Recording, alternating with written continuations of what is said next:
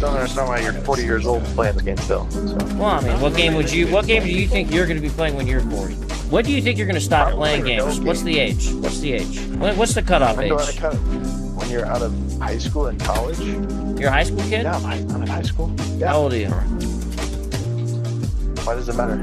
Well, I mean, you foresee yourself in the future quitting something you love, like video games? Do you not love video games? You just cruise through it. I mean, I think it's a little bit of a waste of time when you're that old. So. Well, how do you know? You're not old yet.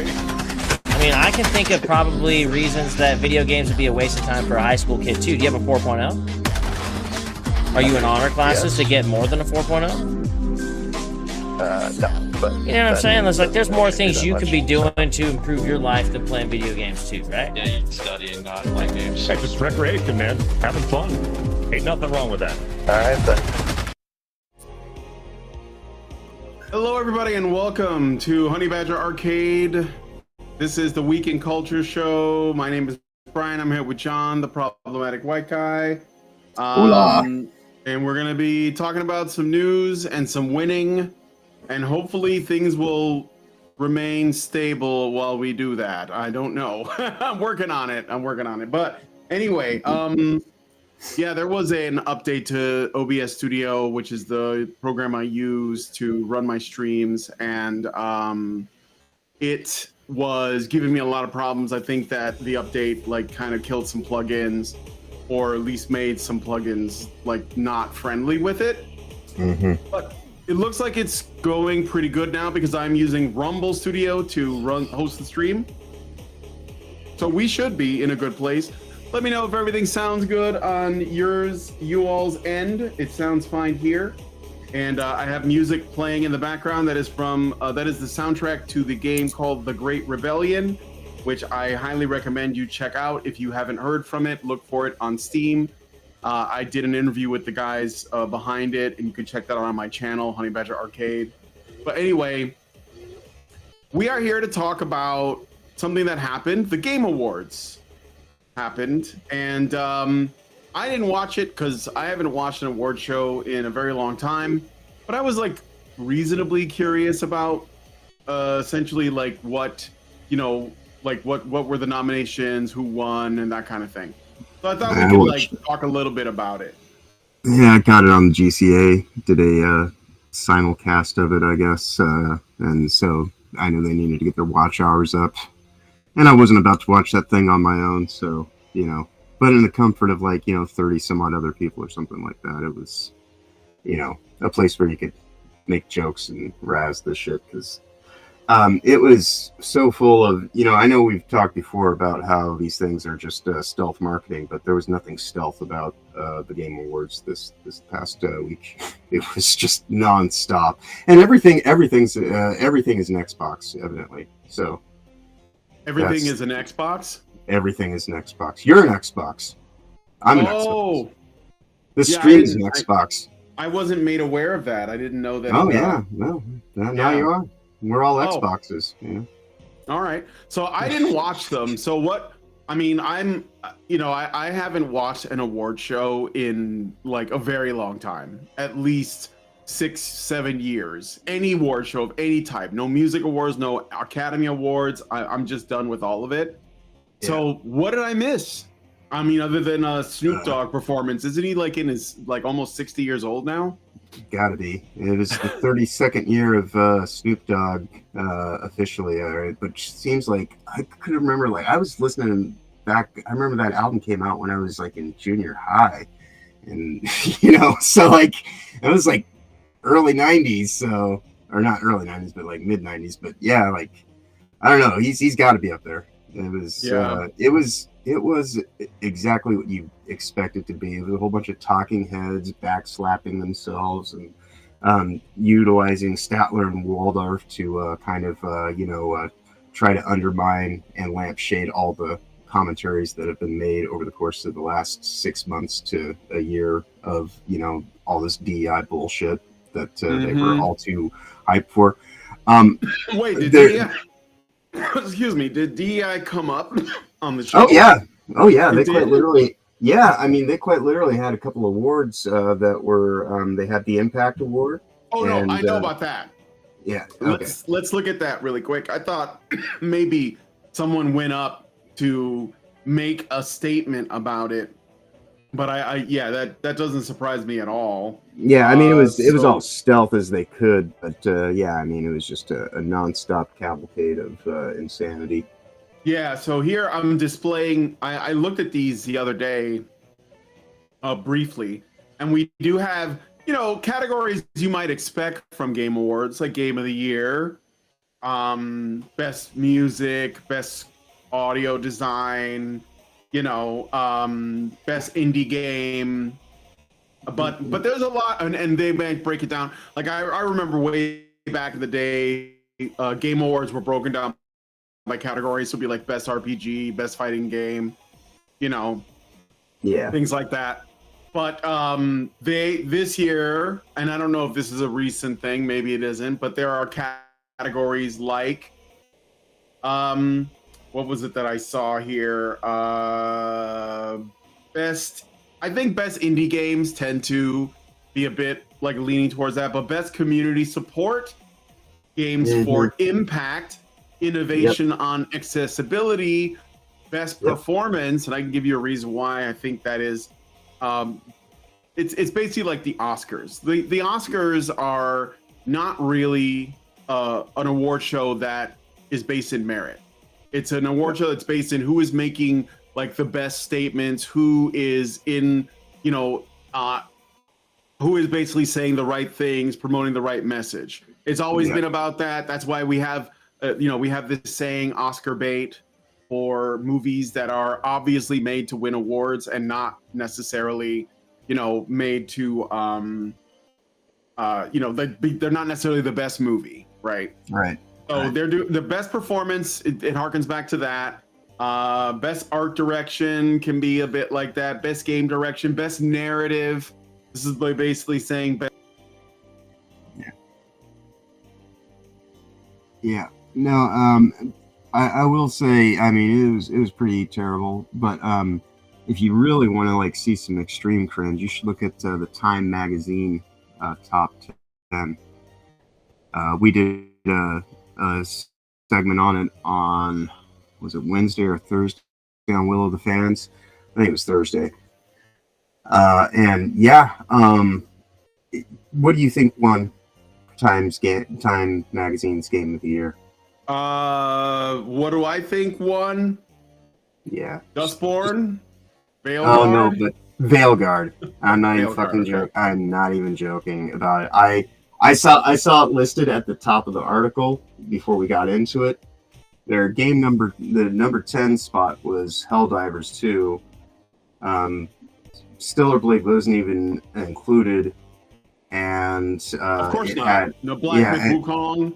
Black Myth Wukong surprisingly was number 7, and I said, but that was only because like there was no way for them probably to avoid it without like making the whole thing look entirely too sus, because when it got to the number 4 position and we hadn't seen Veilguard yet, because like the article itself, it shows a picture of Drag Queen H right at the top, and I was like, oh my god, and I said it, I was like they're not going to do this, they can't do this. And when it got to the number 4 position, I was like, all right, so this has to be where they put Drag Queen H, because there's no way they're putting that thing in the top 3. And then the number 3 game wasn't it, and then I was like, no, they can't be doing this. I'm going to brace for impact now, but they really like, okay, they're going to do it for number 2 for like like the ESG points or whatever. And then number 2 is something else, and then I just kind of like I lost it on the stream. I was like, oh my, and yeah, sure enough, it was number 1. So as bad as this shit is, that is the quote unquote the Game Awards. It's nowhere near as out of touch as what Time magazine put forth. So I suppose there's that. We don't need them anyway, but I thought we would look and see. It's sort of like leaving Plato's cave and then like peeking inside to see what's going on is how I see it.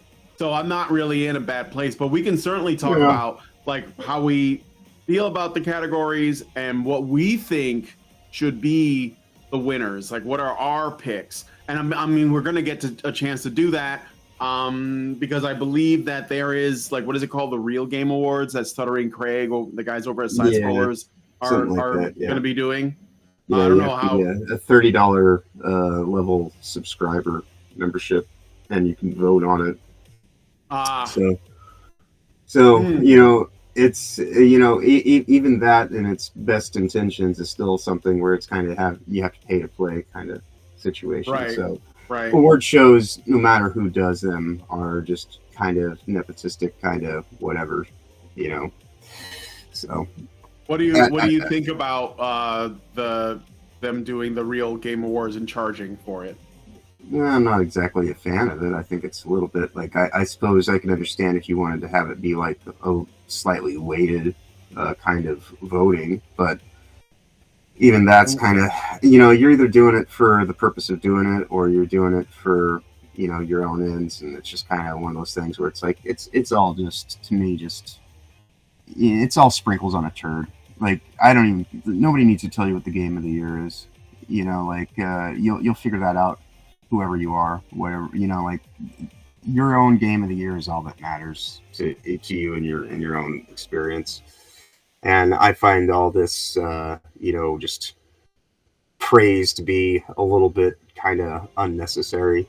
It's just, it's one of the things we do to, make us feel like we're somehow part of pop culture, which is like, you don't have to even do that. It is, but yeah. I bet that I would imagine that my perspective on this is not shared by the consensus of people, but that's perfectly fine. That's part of the reason I'm problematic.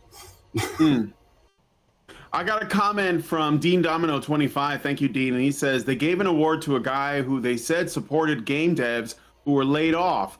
Puresha and Savvy found the dude was a Tencent exec heavily involved in DEI ESG, which they failed to mention. Who failed to mention it? You mean Puresha and Savvy, or no, Game Awards guys? Yeah, that was the guy that I was telling you about, the Amir Savat. He's all up in LinkedIn, and he's a Tencent headhunter, and he made a database of like 20 some crazy amount of jobs that they got broken down to 20 categories, so they can decide in 5 minutes whether you're qualified or not to pursue the job. So he made it a faster process to throw people out on their ass if they're not willing to toe the line for the stuff. Yeah, sure.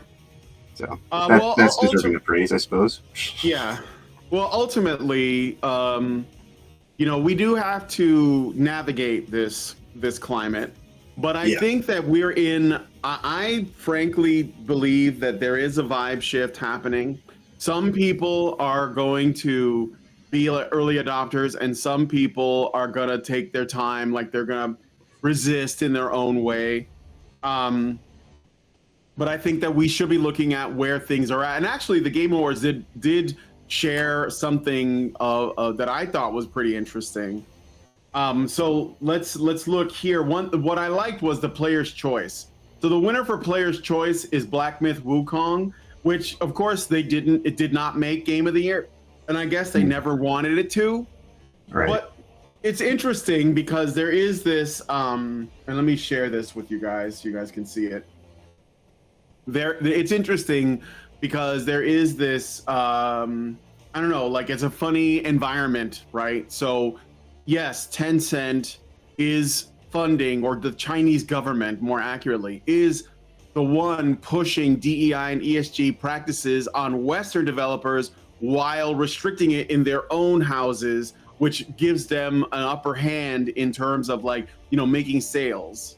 And so people who support the Chinese developers, like the people who bought Black Myth Wukong, or the people who are playing, I don't know, any other number of Chinese games that are currently in development or already out, are kind of playing into that by doing that. And I talked about this on the show before, basically cautioning people that, it's very likely, I predicted this because we didn't learn it for sure until relatively recently, but I said it's very likely that if China is not doing it, then they're probably pushing it on our, on our developers. But at the end of the day, shame on our developers for going along with it, because that's like they could always have said no, but they didn't. And the reason why is because they also are true believers. So it's not like China is hoodwinking everybody.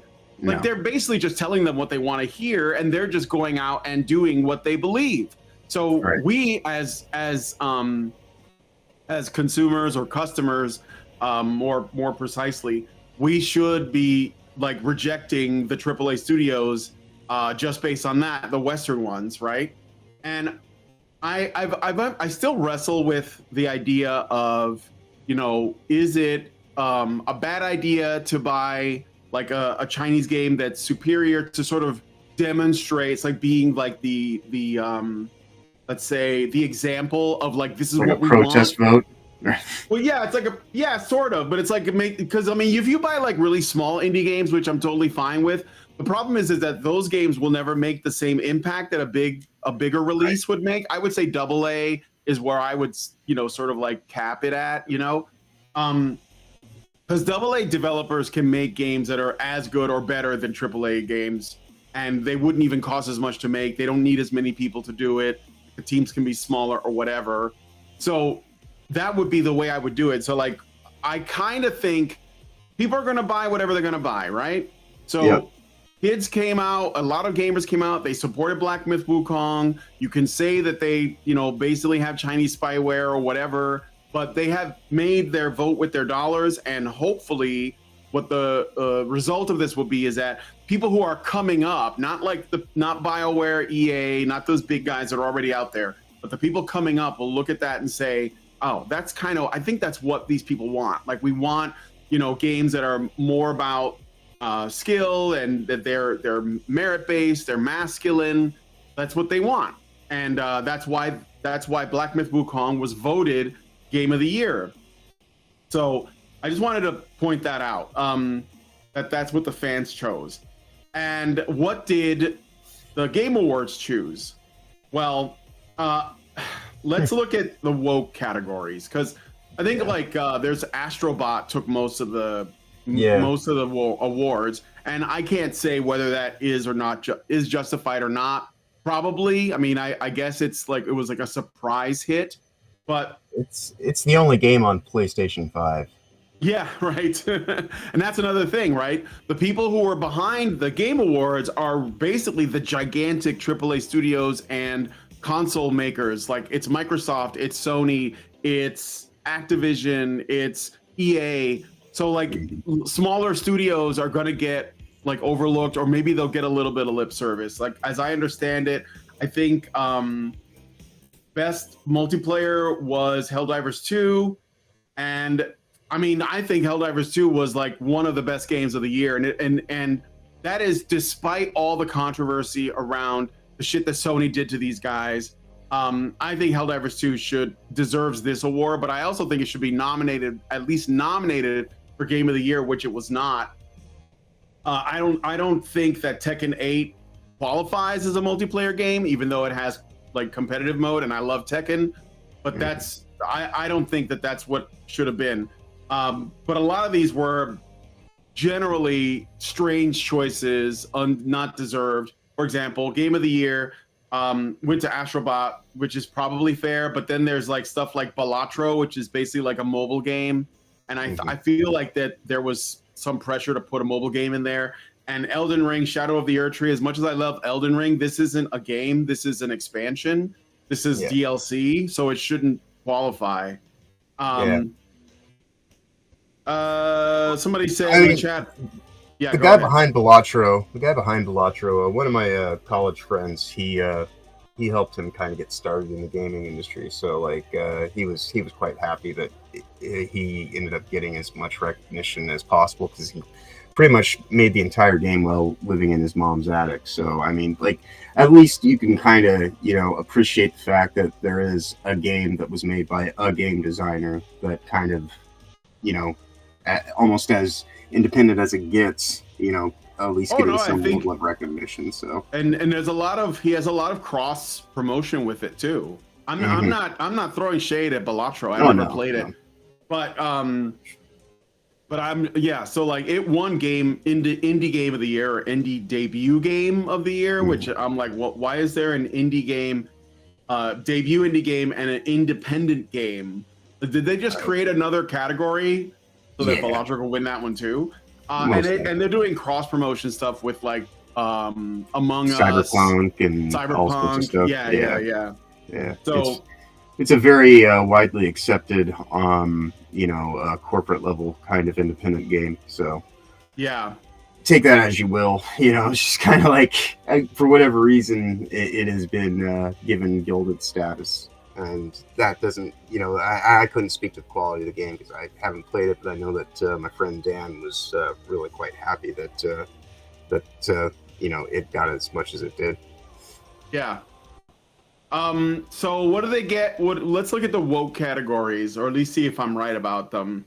So first we got best adaptation. This is another stupid category. It was basically like best TV or film adaptation of a video game. Yeah. Like basically they're all bad except for like, I don't know, Sonic and the Mario movie. I think that's basically it. But let's go to most anticipated game.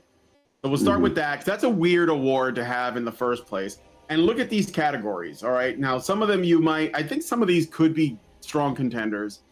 So we have Death Stranding 2 on the beach. I know Death Stranding is very popular with you, John. You love the first one, and I know it's got like a lot of people who like it. I think that this is probably like a good, a fair category for this to be in. Ghosts of Yote, though, I don't think there's a lot of hype for this. Yeah, I don't think that people are interested. GTA 6, another one. Like there is a shadow of concern over this game that is very, very justified, and I think growing shadow. A what? I say a very growing shadow. Yeah, it's a growing shadow. With each week that passes, a little bit more comes out that I've been kind of going on about for feels like 4 years now, telling people that's to like anticipate for the worst, and everybody's like, "Oh, you're just caught up in your own little whatever about it." And it's like, well, I think that as a guy who played over 400 days. I have well over 400 days, probably closer to 500 days of GTA Online. I think that I am something of a qualified expert to talk about, the play experience. If a guy who's spent that much time in their game world is telling you that it's time to pull the cord, maybe you might want to pay attention. Yeah, I think that it's going to make a lot of money because it's GTA. But I don't know. Like, you know what? If GTA was a fail, that would be like the ultimate, essentially, evidence that people are rejecting this shit. We don't want this shit. And I think that most people are showing that. Like Dragon Age, the Veilguard, having very underwhelming sales compared to what they were projecting. I think they were projecting something like 6 million, and they've sold, or 10 million sales, and I think they sold like 2 million in sales, which is still a lot, but it's not what they were projecting. So they may not make their money back because they're never making their money back on that. Yeah, because these gigantic studios with tens of thousands of employees, or like thousands of employees, I'm sorry, they have thousands of people on the team at these gigantic studios, and the marketing is probably like half the cost because they're taking a page out of the film industry, which I think is a mistake for gaming, because film industry is like half of the budget that ultimately gets spent is on the marketing, and that's just to get people to go watch it. And so like, but if that doesn't shake out, then you end up with a Kraven the Hunter scale failure, or whatever. Cray Vegan is Cray Vegan is he? Yes. I have no idea. No idea. Tell you. I'm never going to see it, but that was my joke going into it, was that he was going to be Cray Vegan the Hunter, and he was going to be like some PETA warrior or something like that. Yeah. Well, he might be. I don't know. I have no interest in it. I think that the Sony Spider-Verse thing, I know it's dead now officially, but dude, the writing was on the wall like when Morbius failed. Like the writing was on the wall when they mentioned it, before the first movie came out. It's just like Spider-Man without Spider-Man seems like not a good idea. I guess the most successful of them were the Venom movies, but I never saw them, so I don't know. Two diminishing degrees of success to the point where the third one is just kind of considered a waste of everyone's time and effort. other than What a people that shame. got paid. Yeah. What a shame.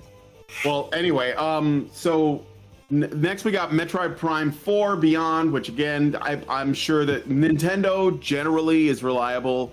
So I don't think there's too much concern with that, whether or not that's going to be a success for people who own a Switch. And then Monster Hunter Wilds, which also has a very dedicated fan base. I would say it's a cult game, but I think it's bigger than that. I mean, except for Ghosts of Yote, I think that what this category really is essentially pre-marketing. Like, oh, everybody can't wait for this. That means you should also be excited. So it's all about like creating FOMO. Yeah, the way that they structured their award show is they do like an award or two, and then they would do like, you know, a hype reel for something coming up, and this was just a way for them to not have to have it being so obvious that they were doing more hype reels. Yes. So. All right, let's look at games for impact. This is where you get into the woke shit. Like this is specifically what it's designed for. Yeah. So I mean, I can say specifically that Games for Impact, that's something that was born out of the WEF, that is built around the concepts of climate change. Yeah. I mean, I did a whole report on it. If you go to Problematic White Guy on YouTube, you can go find it in one of my many long documentary breakdowns. So yeah, definitely go check it out. There's a link in the description of this video, and shout out to Rumble Studio for handling this so well.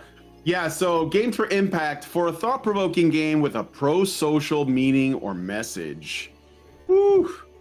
And it's really so there's Closer also, the Distance. What? Go ahead. I'm sorry.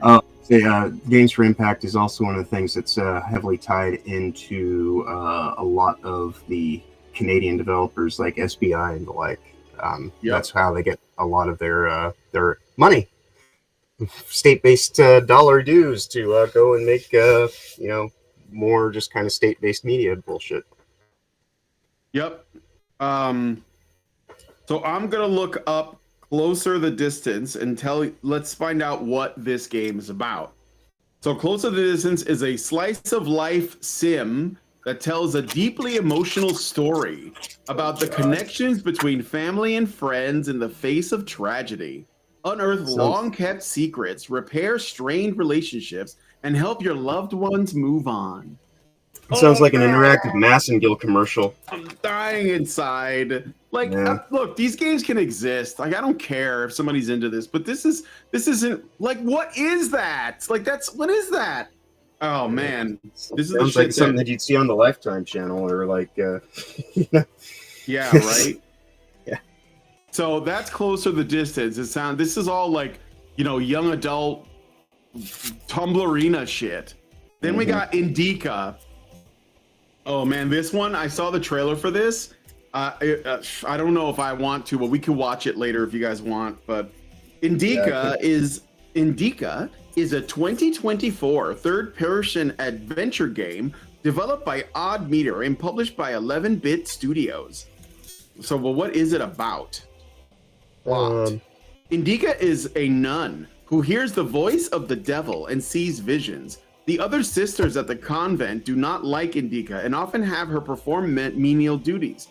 After a vision causes her to knock a priest over during the Eucharist, Indica is given the job of leaving the convent to deliver a letter to Father Herman in the Danilov Monastery. Along the way, she comes across a train accident. The conductor warns her that it was a prison train and that while most of the prisoners were shot, a few are still around. Arriving in town, Indica stumbles upon a prison guard attempting to force herself or himself on a woman, of course.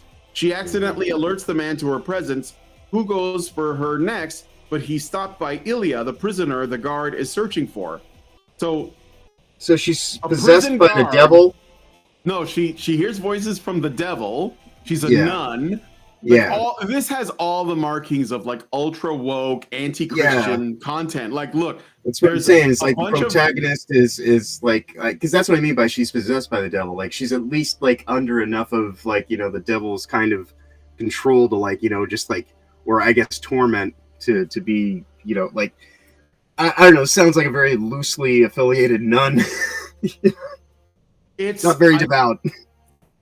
Yeah, it's they're literally flipping everything. So this is about inversion, right? So the prison guard is gonna rape a woman, but the prisoner is the hero that saves the woman. Right. So so that's what they're doing, right? Yeah. That's the plot, David Joshua. Yes. So let me finish this other paragraph. That's Indica. This one looks woke as hell. Okay, pun intended. She accidentally alerts the man to her presence, who goes for her next, but he's stopped by Ilya, the prisoner the guard is searching for. Ilya then forces Indica at gunpoint to drive a motorized bike to help him escape the soldiers looking for him. She gives him some morphine, and the two keep moving. However, Indica crashes the bike. So it goes on more, but like, what is and there's basically, this is another game for women. I don't know how. This almost sounds like land acknowledgement bullshit, kind of. Yeah, right. Yeah. So let's see that. Then we got Neva, which is the winner. Yeah. For Impact. So this has to be the most. It's got to be the most. Never heard of it is all I ever keep getting from people on that. They're like, never heard of it. And it's like, yeah, exactly. Most of these are going to be games you never heard of because they're all important, socially conscious games. Neva is a puzzle platform game developed by Nomad, a studio, and published by Devolver Digital. Oh, those guys. Yeah. It follows a young woman named Alba who must travel with her wolf companion, Neva, across 4 seasons in a world corrupted by darkness. The game was released for Windows, Mac OS, etc. I heard it was described as basically Princess Mononoke, but not. And I was like, well, it's kind of like a commie, but please no. And Life is Strange Double Exposure. I think we know that Life is Strange as a franchise is woke as fuck. It started off woke and got even woker. Yeah, with each it was always woke shit for girls, the teenage girls. Senua's Saga, Hellblade 2. Again, we know about this one. Like Ninja Theory, they've been woke from the beginning, and I say this as somebody who owns 3 of their games, because I did like what they were doing in terms of like they were putting this focus on performances at the time. So I have Heavenly Sword, which was their first game. DMC, I know. Don't crucify me, guys, but I do. It's the Devil May Cry game that they made, which was a departure, and the third one was Enslaved Odyssey to the West, which I think is they're solid games in terms of gameplay.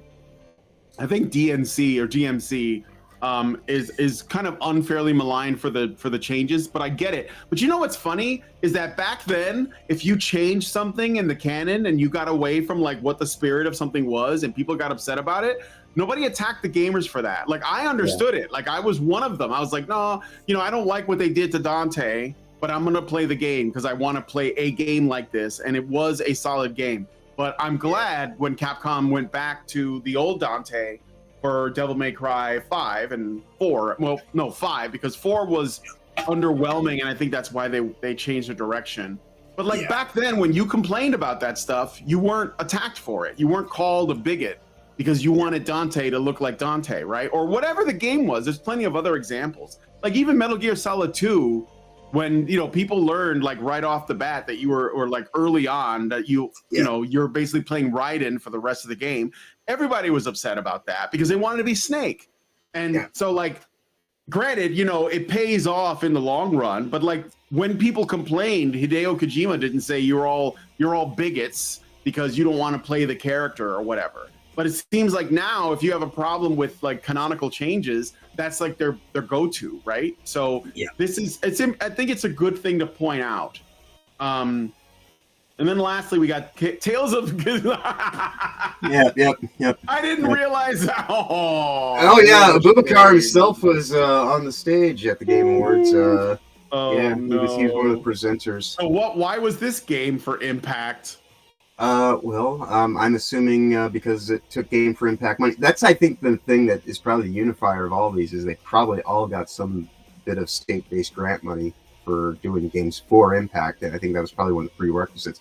Don't necessarily hold me to that on. I haven't researched, but knowing what I know about games for Impact, that does seem to kind of be par for the course. I think if they could have got away with getting Dustbin in there, they would have. Absolutely. I think that Dustborn was too much of a failure. I think if it had done like in any way a little bit better, it probably would have been nominated for sure. Yeah. So, all right. So I guess like that's, I mean, like at the end of the day, you know, this is ultimately a big corporate circle jerk where they just sort of like, you know, give kudos to whoever gave them the most, whoever had the most ad space, I guess, right? Yeah. That's probably how this is basically how the Oscars works. This is how the Grammys work. So it's the same thing. And I think that Jeff Keighley, the Dorito Pope, he's probably been to Epstein Island. He's probably been to Diddy parties. And he's probably got a lot of blackmail on him, just like all the other people. So the video game industry was always trying to be Hollywood. Yeah, or at least I met some Jeff people Keighley within once that industry. for 5 minutes the same day that I met Hideo Kojima, and I got to tell you, it was not very, you know, it was just kind of like, oh, hey, yeah. It was at that GDC I went to back in 2009, I believe, the one where yeah, and fucking what's his name? The guy went crazy. He was on X-Play. I lit a cigarette for him. What's his name? The dude who was with Morgan Webb. God, can't think of his name because I memory hold him. I see. Yeah. But what's it? Yeah, it doesn't matter. Someone on the chat will remind us. Yeah. Remind us in the chat if you know. So okay, let's just like out of curiosity, okay. For you, I don't know if you've been playing anything new, but what would you say are some of your favorite games this year, whether they were mentioned on this list or not? Because I mean, I think that, you know, category weirdness aside, for some games, I could give you a couple of picks that I thought were excellent, that I enjoyed or I am still enjoying right now. So, well, the only real games from this year that I played that were specifically from this calendar year would probably be Helldivers 2 is the only thing I paid for. So, and that started off strong and then kind of like got up its own ass about how it was going to engage with the community and how they were nerfing all the cool stuff every 6 weeks, like what you thought was okay equipment all of a sudden became, yes, Adam Sessler. Adam Sessler, indeed. Oh, Adam Sessler, yeah. Yeah, Adam Suckler. Yeah, cesspool. Yeah, when was Great Rebellion released? Because if that was in this calendar year... It would have been this year. Yeah, so, I think it was. Yeah, that was the best game I played from this calendar year. Yeah. I would say so. I mean, I want to talk a little bit about Helldivers 2 a little bit later because they have. I think that there have been. They're trying a redemption arc. They definitely are in the midst of a redemption arc. Not only that, but they just like added like another faction finally. Yeah, the Illuminate. The Illuminate are here, and I played a bit of it, and it's very cool. Like I'm thrilled, and there's a lot of hype and excitement. I think Helldivers 2 deserves it. I'm gonna tell you what. I think Helldivers 2 is game of the year. That's what I think. Yeah. Despite all of that, and I'll explain why. Because there are some great games that I got to play. I loved #Blood. I loved the Great Rebellion. I loved what's the other one? Space Marine 2. I think those are all great. But I think overall, for everything that it offers and for the price, Helldivers 2 is game of the year to me. And Shadow of the Erdtree, which was one of the things that was offered here, I think is a fantastic expansion. Yeah, but it's not a game of the year. It's not a game. No, it's not a game. Yeah. But anyway, so the thing about Helldivers 2 is that they pulled off something pretty amazing considering how small the team was. When they made the first Helldivers, it was a top-down, you know, kind of like fixed camera. Yeah, it was like that. It was a good directional shooter, you know, but it had all the same stuff. It had like the you know, the stratagems and everything, and the friendly fire was always turned off, and you had to like plan out everything. And I thought they really did a good job. And then they made some other games that I also really liked. Like they remade Gauntlet, the original like Gauntlet, like, you know, warrior, wizard, elf, and whatever, Valkyrie.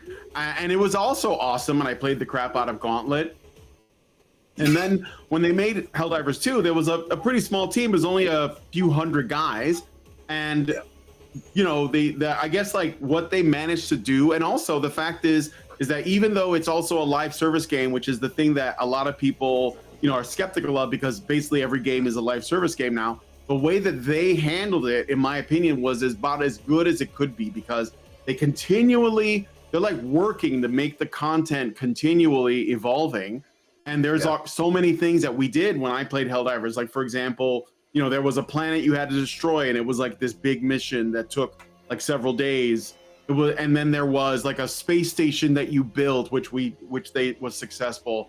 And now we have like the Illuminate, and they've basically like landed on our colonized planets, and they're turning all the civilians into zombies. Meanwhile, the automatons are still approaching, and the bugs are still like doing stuff too. So you have like all this stuff to manage now, and everything that they bring out is effectively free if you play enough. So like I haven't bought anything in the game, and I've unlocked most of the, you know, like content that gets released. Yeah, most of the war bonds I've unlocked, except for like a few, and only because I haven't been playing it as much lately, because I've been really busy and I've been getting into other things. So I think that for me, Helldivers 2 is game of the year, but I would also put, like I said, hashtag Blood. I've been playing the shit out of that. I actually they gave out DLC, Space Marine 2. There was like a werewolf expansion that I just got for free. It was basically just like another like bit of content for the game. I will stream that at some point, but I'm just like getting through like this month. So like, I think that like that's how you you know, that's what you do. I don't think, you know, Helldivers have problems with community managers and all that, and I get it, but I think that overall the guys, you can just tell, I've seen some interviews, they just want to like make good games, and unfortunately they're operating in a kind of cesspool of an industry, and they have to navigate that space. So I think that is game of the year for me. But anyway, and I don't know if it was last year, but like for expansions, I would like, if I was to give expansion, I would definitely give it to Shadow of the Erd Tree, although that was nominated here. But I also thought that Phantom Liberty, Cyberpunk 2077 Phantom Liberty was really good too. You know, and although I think that was technically right at the tail end of 2023, so maybe that was why it wasn't. Yeah, that's probably not. Yeah, I think it was like last year. Yeah. So let's see what you guys are saying here. Dean Domino says, I think it came out in GG1 or earlier that Sessler did crack. Oh, really? That doesn't surprise me. That's what I'm saying. Like, this is the thing about these people. Like, they work in the industry and they become celebrities, and then that affects their mindset. Like the fact that they have like a best performance, that's essentially best voice actor. And now voice actors that used to work on video games are becoming celebrities in their own right, which of course they want, because this stuff like really it inflates your ego to an unreasonable degree. If you were just a voice actor that treated it like a job, like these old guys from back in the day, like Peter. Is it named Peter Cullen, the guy who voices Optimus Prime from the cartoons, or some of the other guys? They're just normal guys. Like they have like they have like their little cult followings, but I don't think it goes to their head. But now that like anybody can become a celebrity, you know, like these Matt Mercers and stuff, then they all become celebrities, and then on top of that, they become like spokespeople for the message, and they basically go out there, and that's why they become celebrated. They turn into celebrities, they enter the celebrity culture, they start promoting the message, and they start going to these like parties, and I think that's where the cocaine and the hookers comes in. That's what I'm guessing. Well, I mean, I definitely saw cocaine and hookers when I was at GDC in 2009. So there you go. So I mean, that was quite the GDC that I went to that year. Let me tell you, like, I believe it. I could write a book, I suppose, but maybe you should. Maybe you should. So anyway, what is your game of the year, guys? Like setting aside whatever the guys over at the Game Awards and the Dorito Pope says. Let us know in the comments. I'd be curious to see what you're playing right now that you really enjoy. I know that somebody made a recommendation when we do the cake later. I want to show you this because this game sounds like it'd be hilarious to play on a stream. But we'll come back to that in a bit. Yeah. So, all right, let's get into the next story. So, Naughty Dog so there were a lot of announcements, right, for content at the Game Awards. And well, I don't know what the ratio was, but there's some good, some stuff I was hyped for, and there was a lot of trash. One of them is this new game from Naughty Dog called Intergalactic: The Heretic Prophet. Yeah. And dude, Naughty Dog used to be a really great developer, like Crash Bandicoot, Jak and Daxter, the old Uncharted games. And when the old writer left and Neil Druckmann stepped in, it was just over. Like Uncharted 4 was a mixed bag because there's I think it's overall a good game, but like the sections where there are sections of the game which are awful, and it's because of him, I'm guaranteeing you. And then we got The Last of Us Part 2. As I like to call it, The Least of Us. Yeah. If it doesn't have to be been released this year, then I suppose Deep Rock Galactic is my game of the year. Yeah, I hear that's a good one.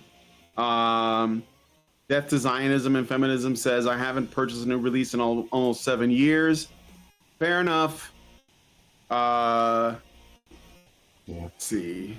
But yeah, I mean, I suppose the one thing we can praise the game industry for is they're encouraging us all to go into those backlog of games that we never got around to and giving them the time that they deserve, because I have a lot of the stuff is highly missable.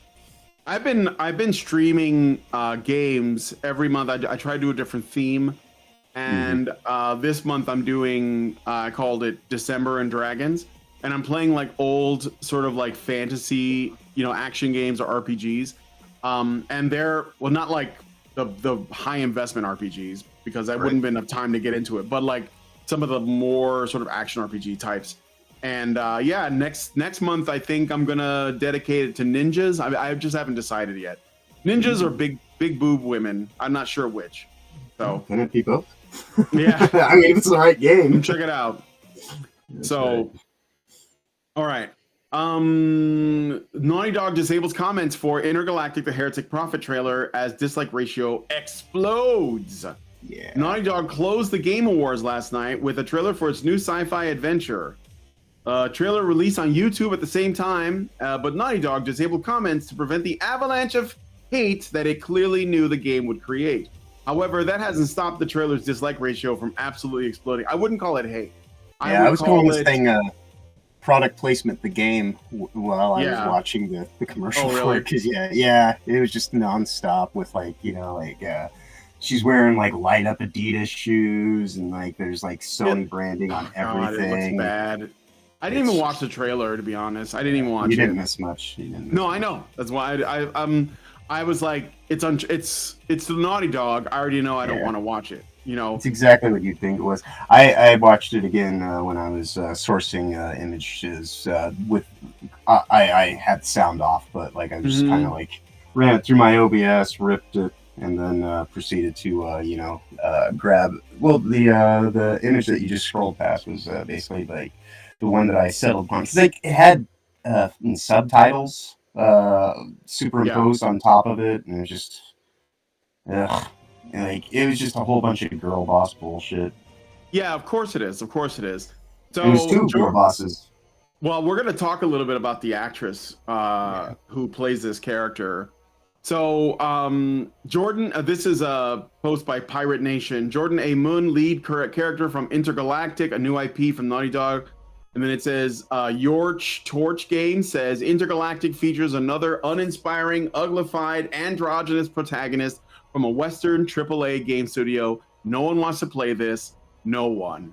Yeah, that's the look on her face when she queefs. Yeah, Grum says the Naughty Dog choice of protagonist is just so damn predictable. Intergalactic: The Heretic Prophet newly announced.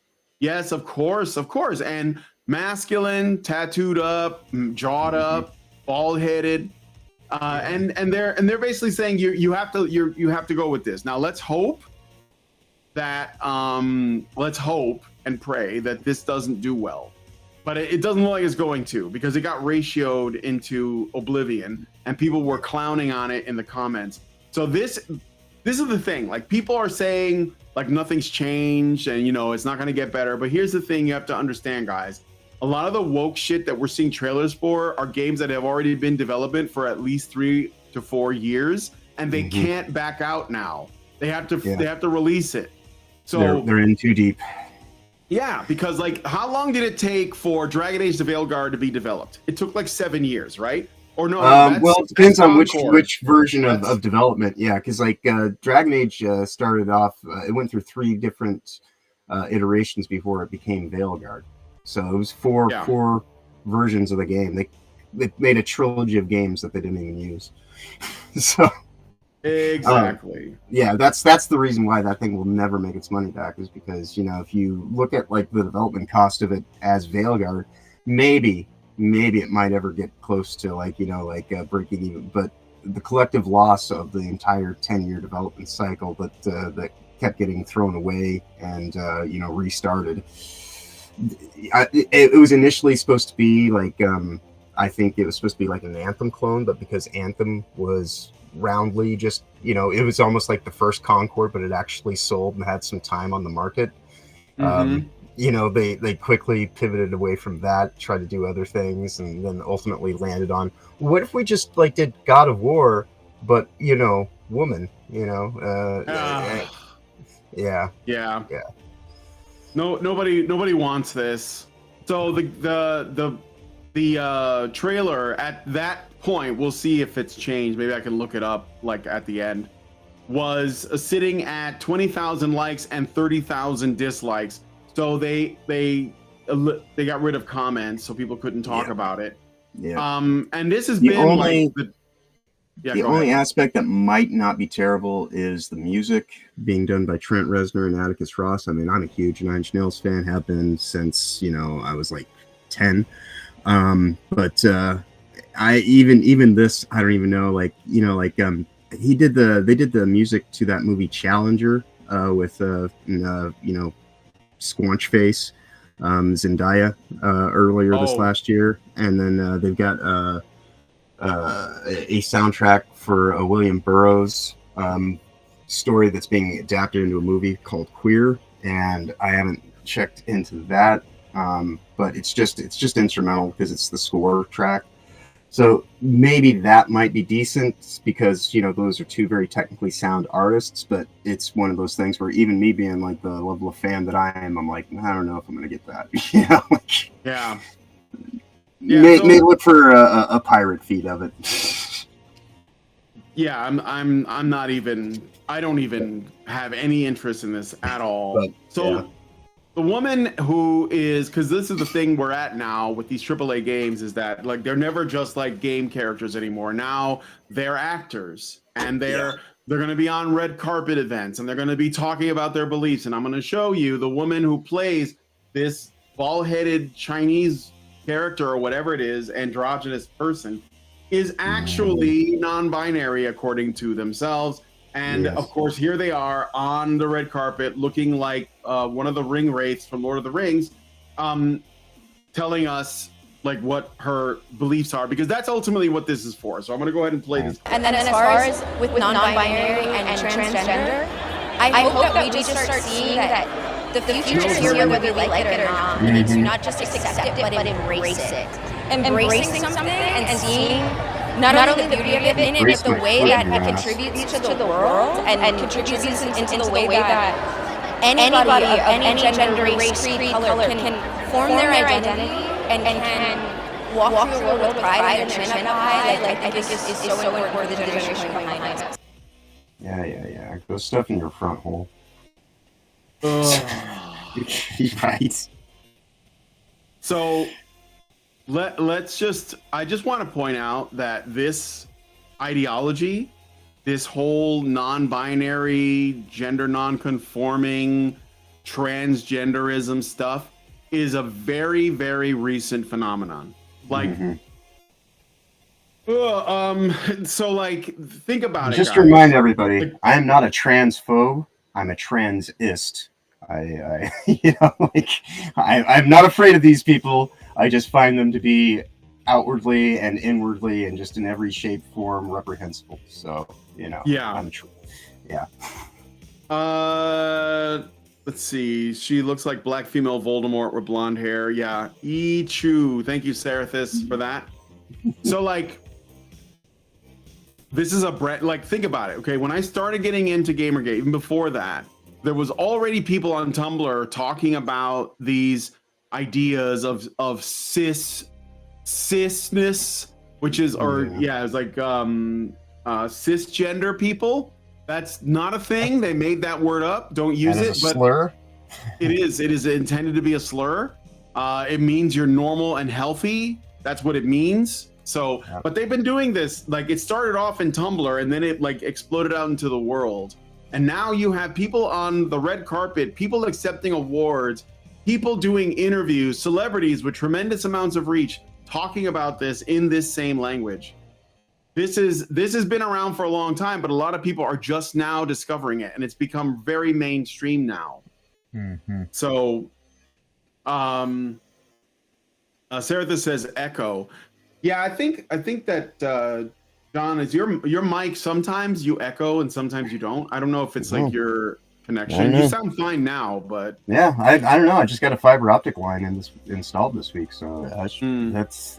I mean, if my video hasn't been blanking out like it usually does, so I don't know. Yeah, you haven't been dropping, but like sometimes your voice sounds like maybe they said maybe they're meaning echo from like the Disney series. Oh no, please! What did that? I forgot all about that already. I already forgot about that. So anyway, yeah. So here's the thing they're doing. Okay. They know that video games are popular with young people. They put messaging in the games.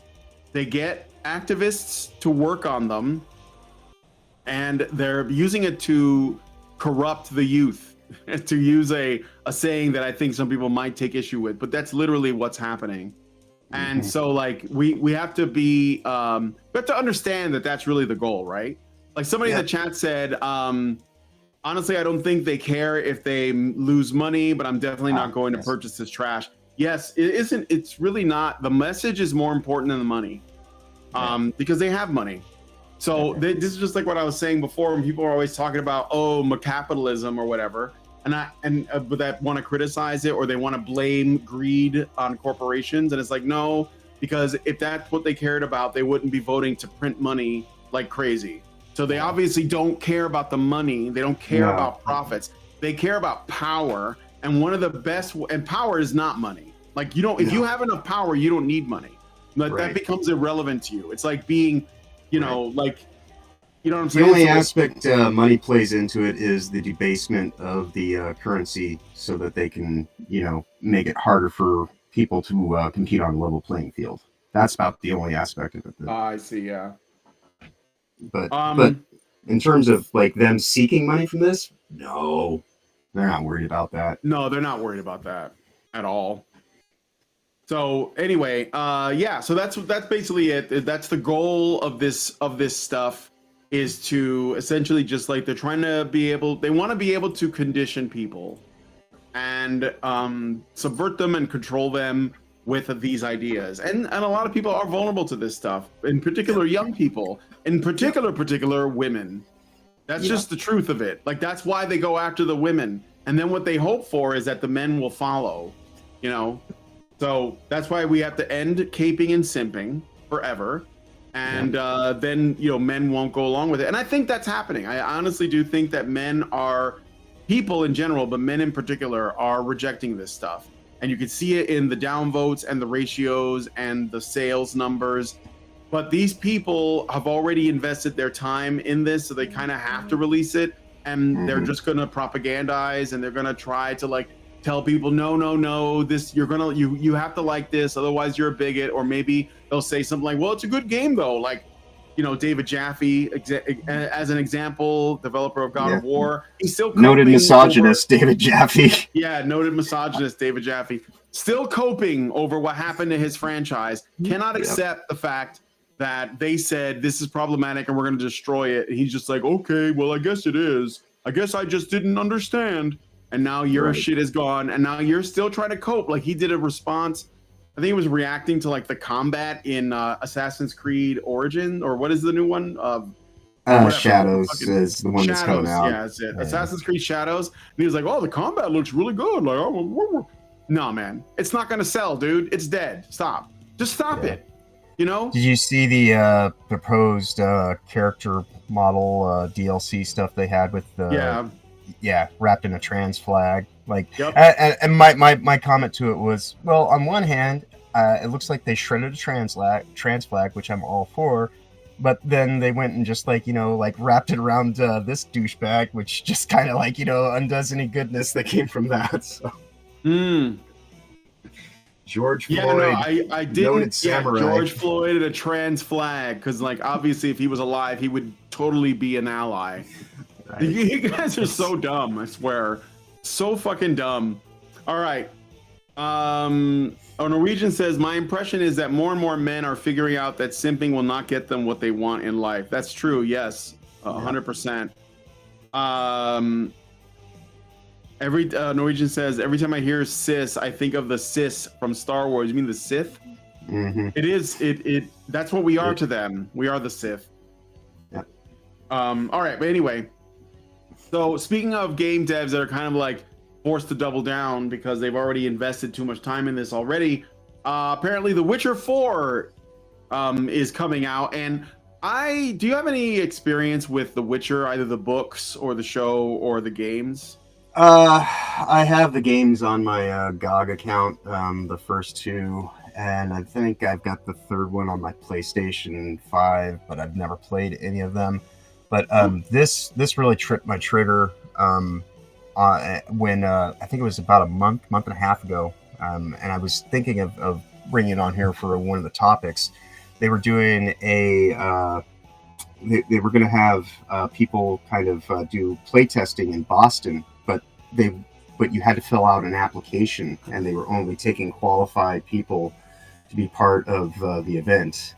And that's when I knew. I was like, oh shit, this is totally DEI game, because they're gonna try to get an echo chamber of people to tell them how great the thing is, and if you don't fall into parameters of who they deem to be the acceptable modern audience to be part of the testing, then you're just not going to be allowed in through the front door, so they can try to curate all the reviews and everything like that would come out from it.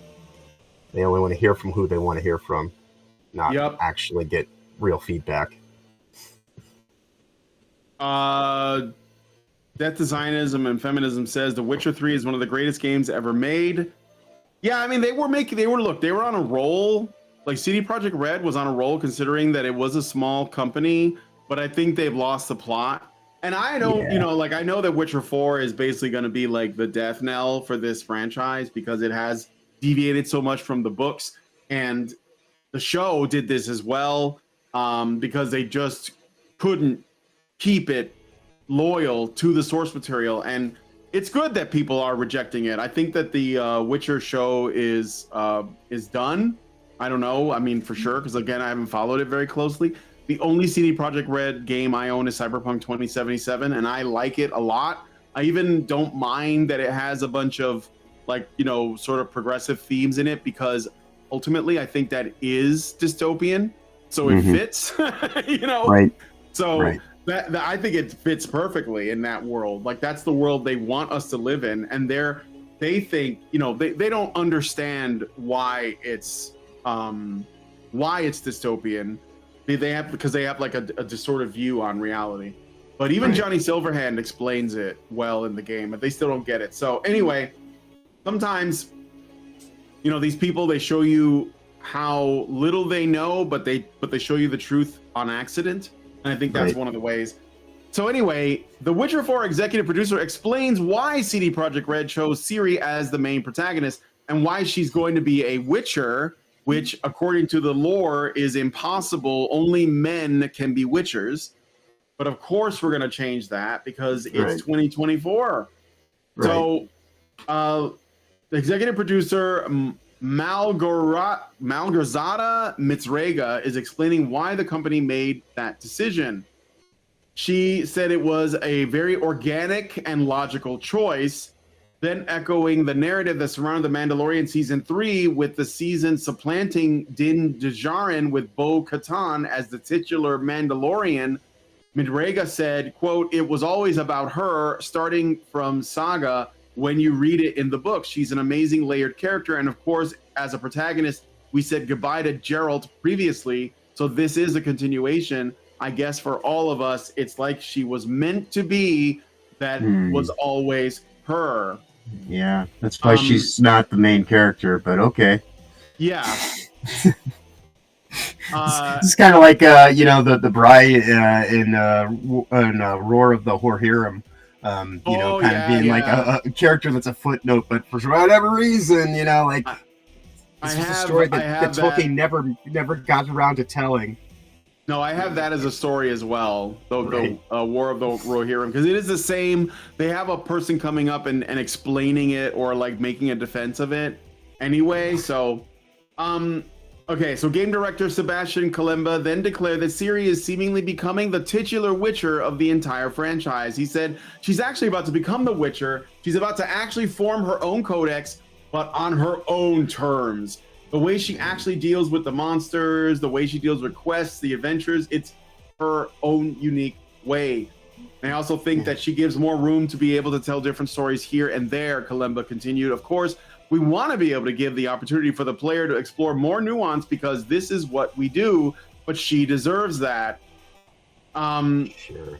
Did you see the trailer for this by chance? No, I have not. All right, it ends exactly how you'd think.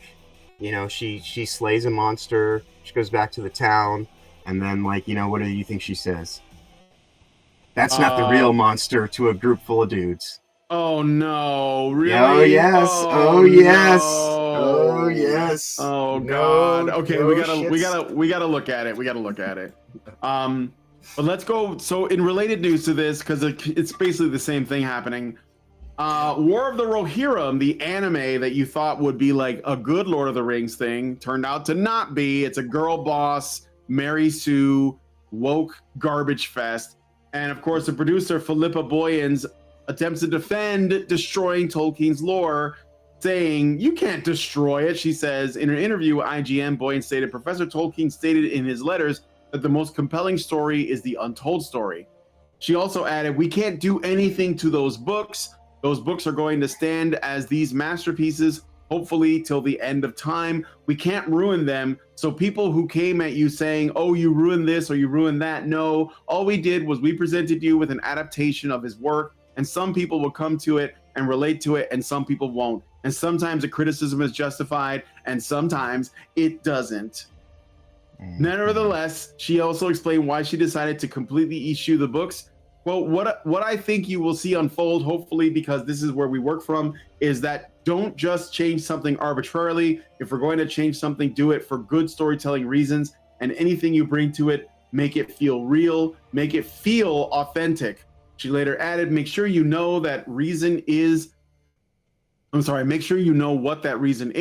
it's a really good storytelling reason why you are having to make that change. If you're adding, make it as authentic as you can possibly make it. So we didn't just draw upon Eowyn for Hera, we drew upon women from early English history that Tolkien himself would have been familiar with. So there's nothing woke about this, guys, if you're out there. She's talking to the men that might watch this, right? Nevertheless, she also admitted it's an interesting piece of storytelling, even if you just follow the bare threads that are in the book. And that's because it starts out huge and quite epic. That's what that statement sounds like. Well, actually, it's not that woke, guys. Jesus. Yeah, so fuck you. Here's the thing I wanted to say about this. So we are talking about Tolkien's work. So there are people who write scripts for shows and movies and sketches. And then there are people like Tolkien that write novels, that write books, that write literature, not not like the, you know, this crap that we call literature today, like these young adult novels and these, you know, salacious, like 50 Shades of Grey and Twilight type stuff. That's not literature. That's not going to stand the test of time. What has are works by people like C.S. Lewis and Tolkien and Charles Dickens and Mark Twain. And those and Roald Dahl, right? And those are the stories that these people want. They want so desperately to be a part of.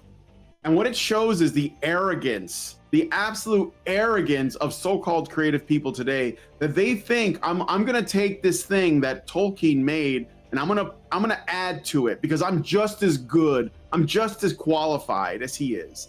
And so they do that, and of course they don't know how to write. They fuck it up. They add in their own bullshit.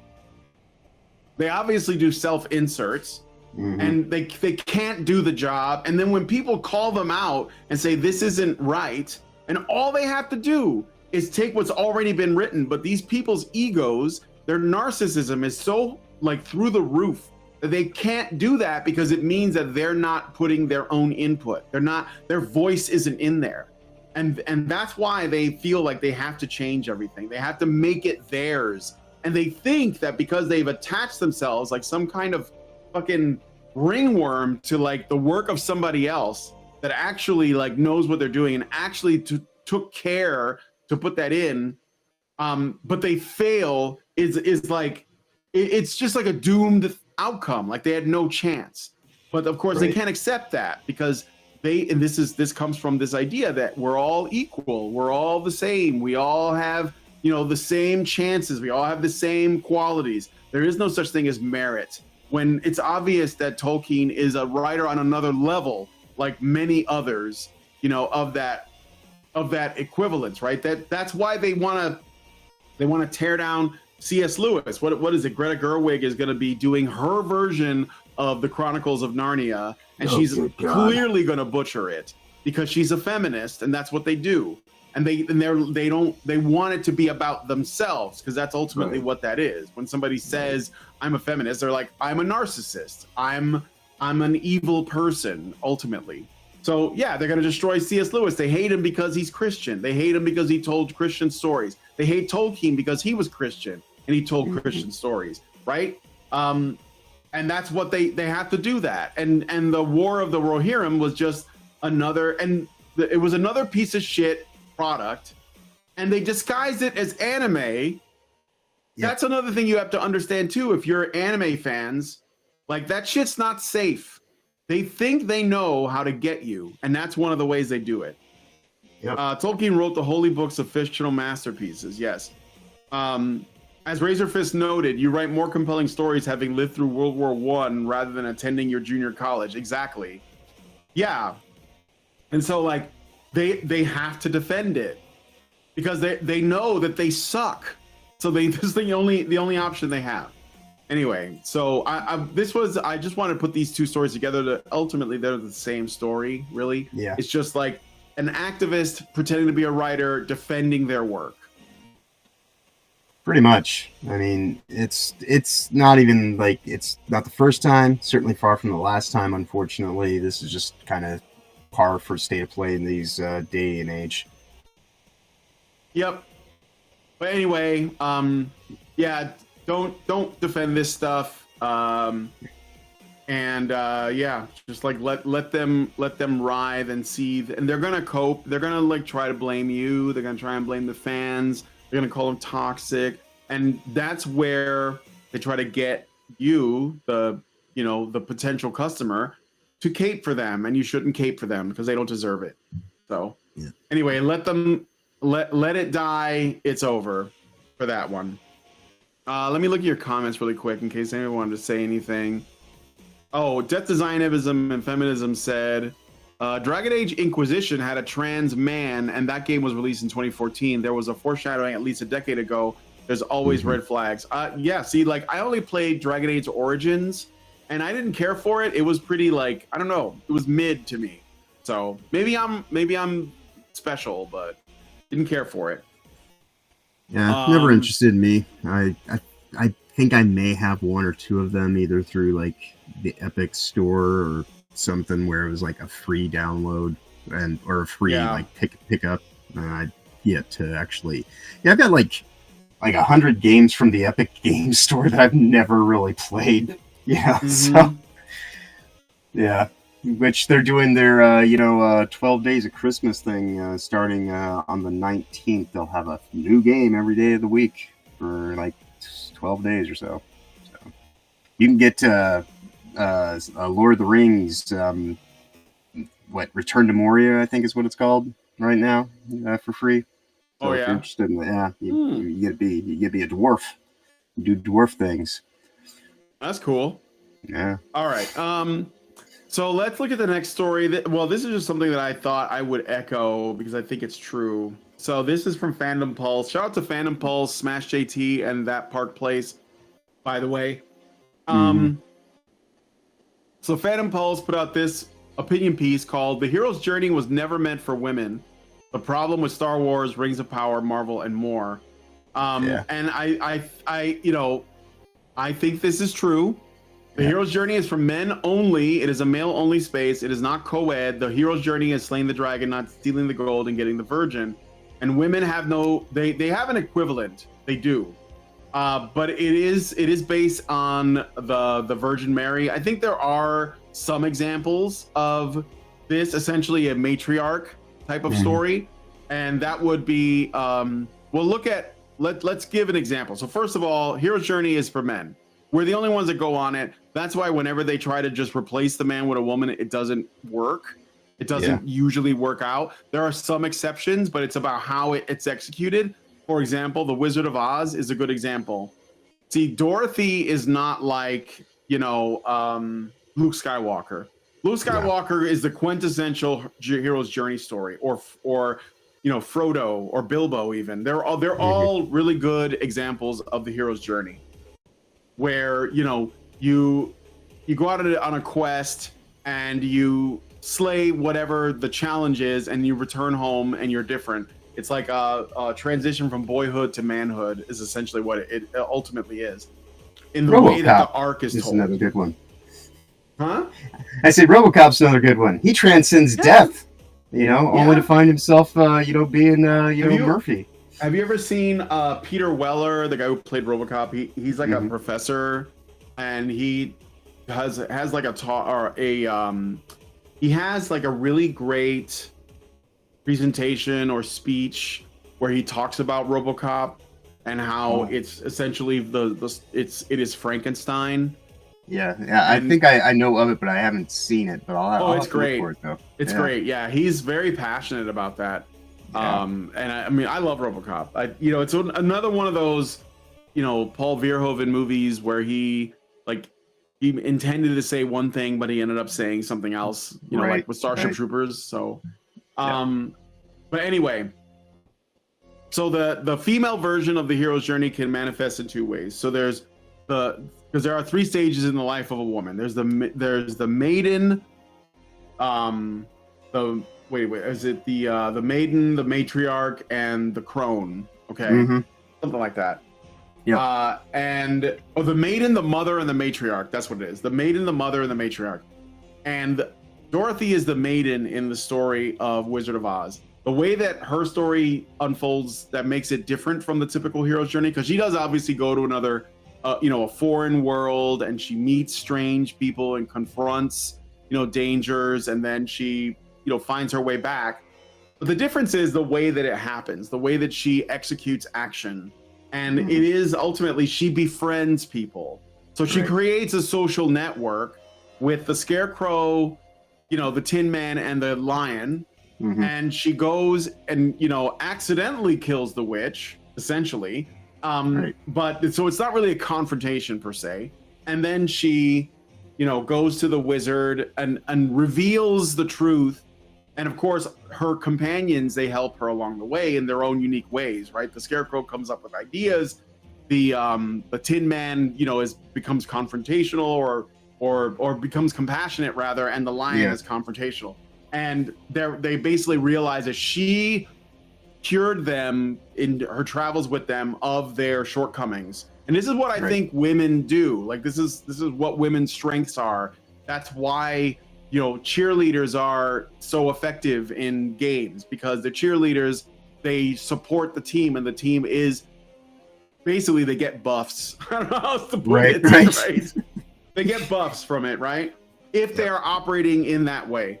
So that's one example. Another example of the female hero's journey working the same way, I just had it, was shit. What is it? Well, you could say the same thing with Alice in Wonderland. There's like a similar thing. And then you have like the mother stuff, which is like Sarah Connor and Ellen Ripley. So Sarah Connor is protecting her son. He may not be born yet, but that's the primary motivator for her. And of course, she learns from a relationship with Kyle Reese in the first Terminator film. Ellen Ripley, again, she finds I think it's like a cat in the first movie, but in Aliens, where she like has a relationship with Newt, which is that little girl, that's a big, and she is a mother. Like at that point, she had a daughter, you know, and her daughter died.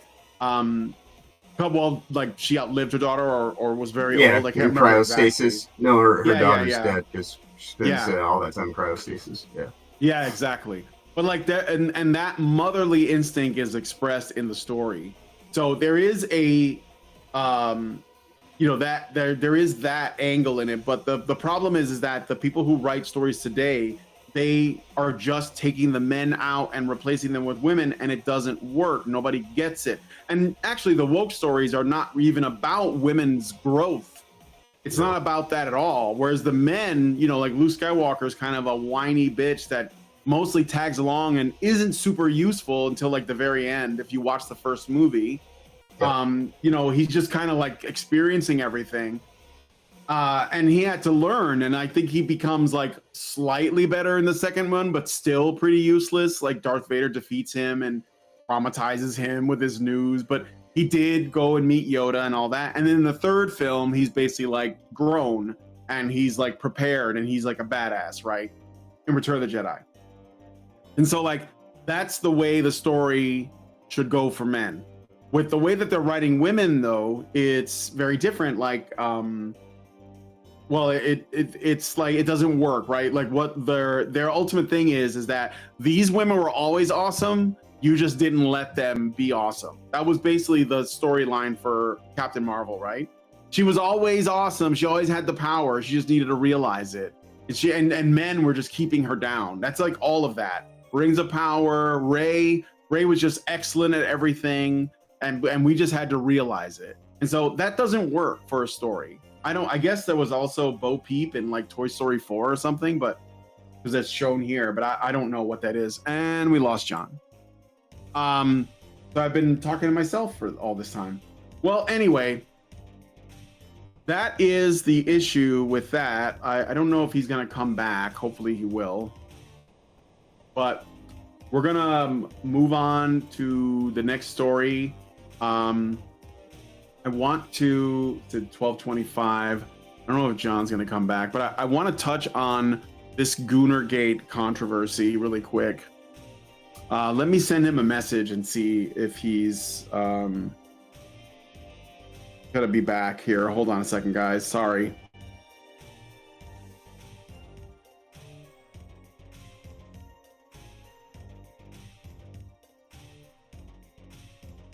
Hold on a second.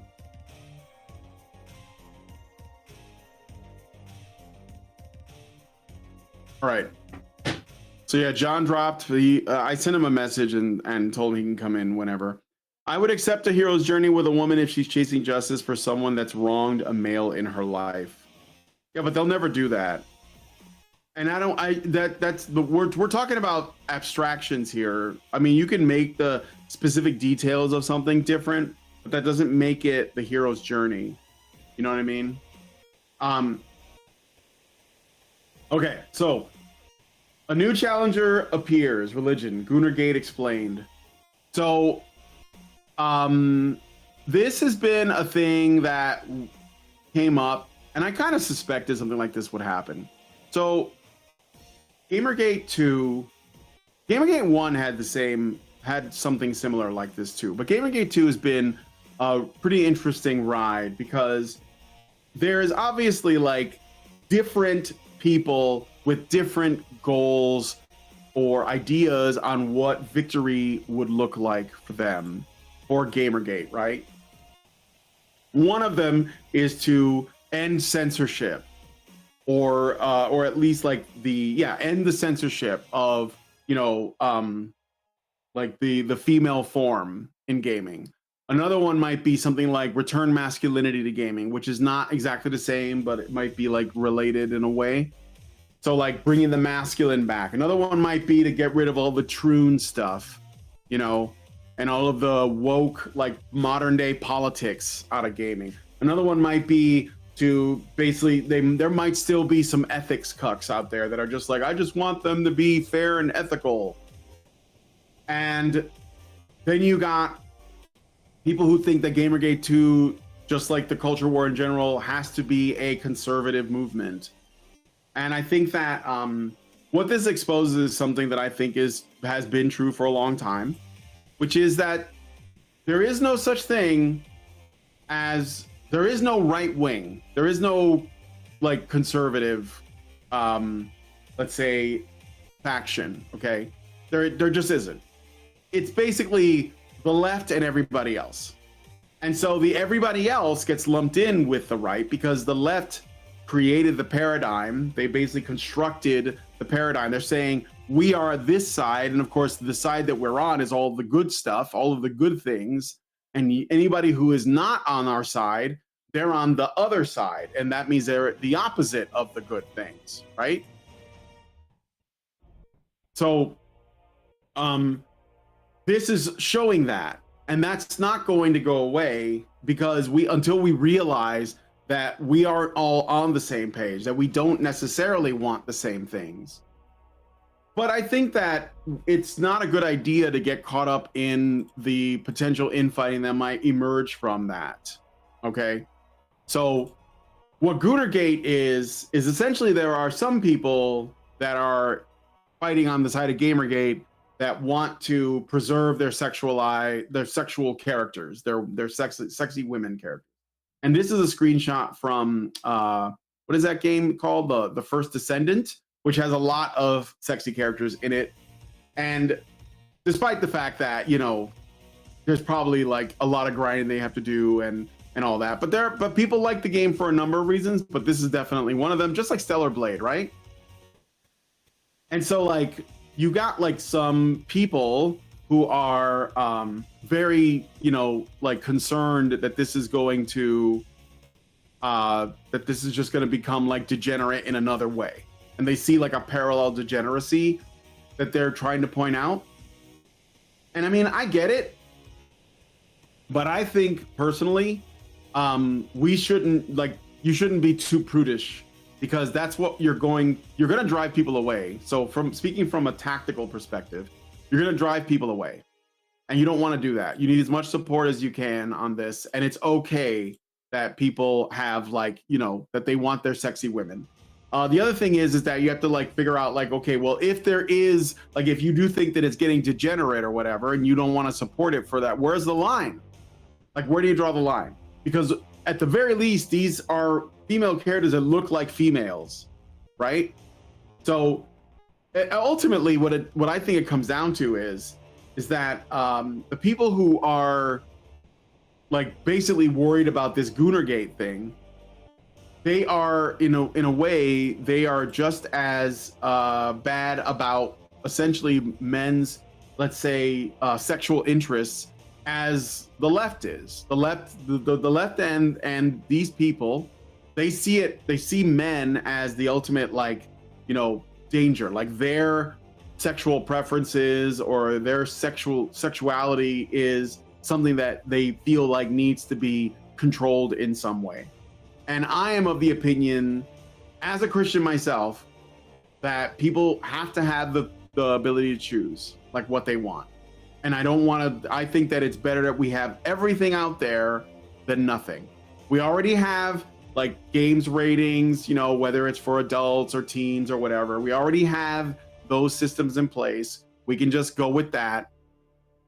I'm not interested in telling people what they can and can't like. I'm not going to shame anybody for being in the Stellar Blade or even like focusing on, you know, like the, I don't know, like Overwatch porn or whatever it is that you're into. I mean, it exists. Like, it's not going away.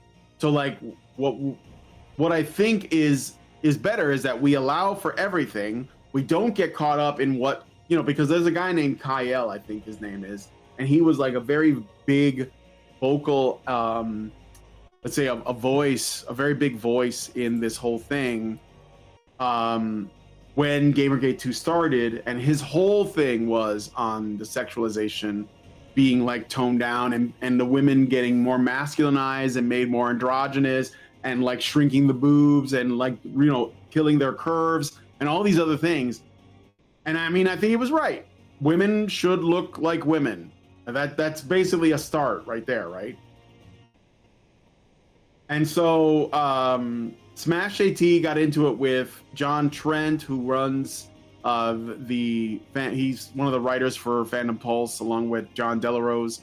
And I like those guys, but I think that they're getting a little too, you know, they're wagging their fingers too much at this, because we should win the culture war first. And then we should figure out like what is good for who, right? You don't have to support like you don't have to support games like The First Descendant or Stellar Blade if you personally think that it's too much.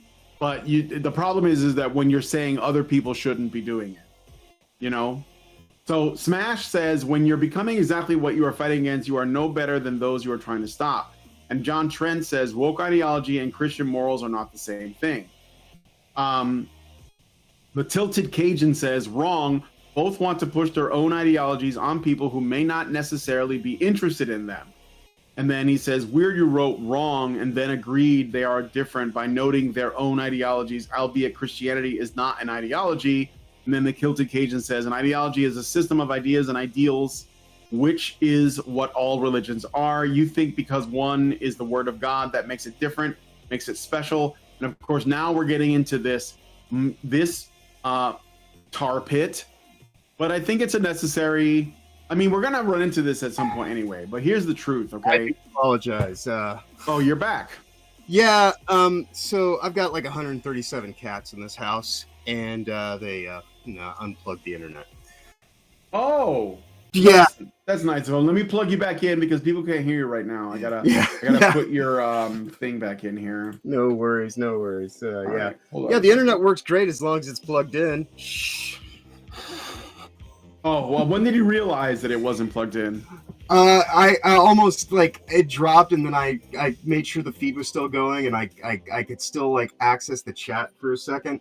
And so I was like, all right, so this is probably, and I was like, we just got the new thing in, so after the show today, I'll be duct taping, an electrical cord to the wall to make sure that the cats don't just go and pull it out again. So my apologies, everyone. I'm back. Yeah. Yeah. All right. So we're talking about like what I think is an important subject, maybe the main subject is Goonergate. Oh, yes. And I was just explaining, I just read this conversation, which I have on the screen so you can catch up. And I was just talking about the fact that, okay.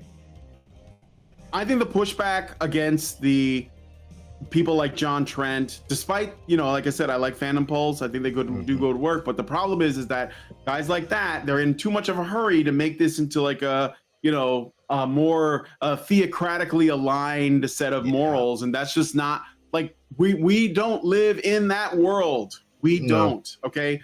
Here's the thing. I am a Christian. I've been going to an Orthodox church for a year now. But I have no interest in pushing this on anybody else before they're ready, if they're even ever going to be ready, which I am fine with. Like, I don't want people to like have to adopt something. I think one of the most annoying things is, and I'm not accusing any of these people of that, but I have run into this myself. One of the most annoying things are recent converts that suddenly become theologians, and they're like, I'm going to convert everybody. That is super annoying. I don't like it. So. And it kind of goes against, Christ's method. You know, like it's just very satanic to be like, oh, I'm going to make sure everybody does the thing, and it's like, that's not how that works. That's the whole point of the gift of free agency. Yeah. I am affectionately calling them the woke right, because it's just as crazy, but in the completely opposite direction. But it still ultimately ends up being like this draconian kind of top-down control scheme that doesn't do anybody any favors. You know, you have to give people the ability to just live and breathe. Yeah, well, here's the thing, okay? The reason why we have the woke left is because, in part, our society became more and more secular and atheistic over time. And things like, you know, the feminist movement, the sexual revolution, over time, and all these other things slowly began to become normalized, just like Yuri Bezmenov said. And it starts when you move away from, you know, like a higher power. I'm not saying it has to be God, but a higher power, because under that you build a moral framework and you operate within that moral framework. And the only way you can have that is if you have an understanding of what right and wrong is. But now we're living in a postmodern time where everything depends on your perspective.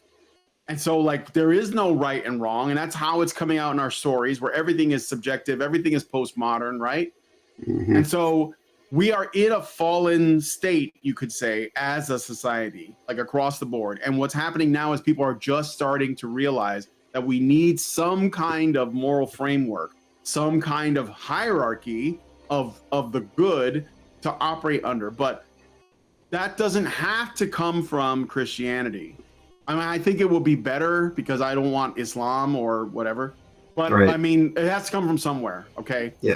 And so what the woke have done is they have secularized everything. They've made people atheistic. They've made people self-indulgent. They've made pleasure the ultimate good, and like, you know, and also tolerance. And then they've used that to push in their own religion, which is the woke religion, which is a religion, okay? It's a cult is what it is. But so now we're fighting back against it. But the mistake that people like John Trent are making here is that they are treating everyone as though we're all starting from the same place. And we're not. And that's why I say we're all kind of fallen. Like, that is the base assumption, is that everyone is fallen, even in Christianity, right? Including myself. So like, this doesn't work. You can't make people be moral. They have to choose it. And you have to also be able to look inside yourself. You know, there is like the saying, you have to carry your own cross, pick up your own cross, right? You have to understand your own understanding of what you're doing. And just like you said, John, like, people can't be made into this. They have to choose it. And so I think this is just like, they want to argue with it because there's something about this they don't like, but what they don't understand is, that people are not all starting from the same place. So, you know, I was talking about Kyle, who got involved with this because he hated what they were doing to some of his favorite franchises, where they were, you know, all the women were becoming like androgynous and masculinized, and the men were becoming feminized.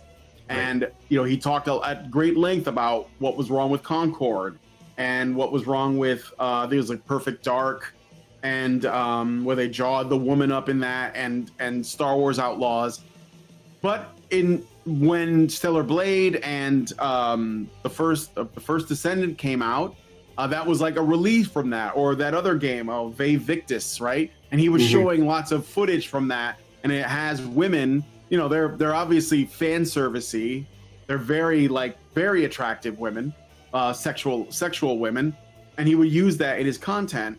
And I think that's the thing is that whenever these non-woke companies put out new, you know, characters or skins or outfits, like they just did for Stellar Blade, they did a thing with Nier Automata, where you can give like Eve like the 2B outfit, and obviously like the Stellar Blade game feels like it's ripped off from Nier Automata in some thematic ways. So it was an obvious crossover thing, and people were sharing it online, and these guys are getting all bent out of shape because they're like, that's not what we should be. But it's like, it's not up to you. what you should be doing is fighting against the communists that have created this environment, and let people alone on that, because eventually, the thing is too is that, I think that, then I'll get your thoughts on this, but what I think is going to happen is these like fan servicey games that are getting a lot of attention right now because they do have women in them that look like women. That's going to pass. Like after a while, people are just going to be like, they're not going to accept like mid games, like in terms of their actual like gameplay. They're not going to accept mediocre games just because of TNA. They're going to become more discerning over time. They're going to say, I want, because like what, like Warhammer Space Marine 2 is a non-woke game, and there's only a couple of women in the game at all, and they're meaningless. They're not a part of the story in a significant way. So that's not really the issue, right? So I think that it's because they're starved for this stuff. Why did Tomb Raider Remastered do well? Is it because of the TNA? Nah, I think it was because they wanted to go back to the Lara Croft of old, where it was fun. So I don't think that this is going to be like a sustainable thing if people have issue with it. But anyway, what do you think? Yeah, no, I mean, I talked about this a couple times this week on various channels, but I think that Ryan Roger Thay made a very valid point that the people that kind of brought this into purview and kind of like made it a little dust up are people that kind of had it was a ever mounting kind of issue, and they were kind of disenfranchised from the wider aspects of this culture war that we've been going through over the course of the last year. One of them specifically, the person who initially got into it with JT, Dread Roberts, he's on the FFS Discord. And when he decided that he was purging, people that he was following earlier in the week, I was one of the people that he purged from it. And I was just like, all right, well, that's interesting, because it's like, I mean, I'm still in support of him. I have no problem with him having a different perspective or point of view. And like, what he ultimately chooses for himself is a subjective thing. And that's the way that it should be for anybody, because the odd thing that you see happening here is these people want to sit here and decry about like your sin. It's like, well, you're being judgmental, and that's pride. So maybe just, step back and shut the fuck up for a minute and let other people live their lives and leave the judgment, as it were, especially if you're so faith-based, to the person who actually does the judgment, which is God. And last I checked, that's none of us, we're just meant to be here, getting through our own situation and learning in our own way, so we can ultimately, be, on the pathway to ultimate judgment and forgiveness if we so choose. Because, even in the Bible, like the two guys that were up there on the crucifixion, the cruciforms with Christ, it was a murderer and a thief, and they're the first two people that are allowed into heaven. So it's kind of like slow your roll and sitting here saying that you must be this pious and this good or whatever. That's not even what any of this stuff is about. This is about personal growth and development as individuals. And, for people that go to church on Sunday every week, I have no problem with that. But, I myself don't really ascribe to any specific religion, because I find them all to be just a whole bunch of silly hats that kind of get in the way of the head of good faith that, comes from your heart, mind, body, and soul, and gives you that direct connection, whether you actually take upon that in your own experience or not. That's, again, an individual matter. And these people, like with Dread specifically, you kind of see like his dearth of content that happened over the course of the last few months. It just kind of like he used to be putting out stuff consistently, like on an almost daily basis, and then all of a sudden it just kind of became like a few weeks in between each thing, and then like I think it's been like well over a month since he last put out his anything. So I think that this is always something that was just kind of like this underlying issue that just kind of got, like the straw that broke the camel's back. A thing happened and it tripped this trigger that was already set to go once the moment arose. And the only saving grace is that since all this stuff has happened, now Mercante's done her lawsuit against JT, and it's completely kind of reformed the ranks, so to speak. And hopefully these people that are kind of caught up in their own sin of judgment and pride will hopefully kind of like, after a few days time, kind of realize that maybe, just maybe, I might have pressed the gas a little too, harshly on this one, and like, rev this thing up out of my control and straight off the fucking road into the skids. And, it might behoove me to like, either get out of my own way or, just kind of like, like ratchet back and make some apologies and hope that people are, just as forgiving as I'm supposed to be, because that's the other big aspect to all this stuff that kind of gets lost, is that, it's like, you can't sit here and like, tell people that there's no way forward because they're not good enough. Like that's kind of goes against the whole concept of what, acting in accordance to good faith is even about. So it's, these are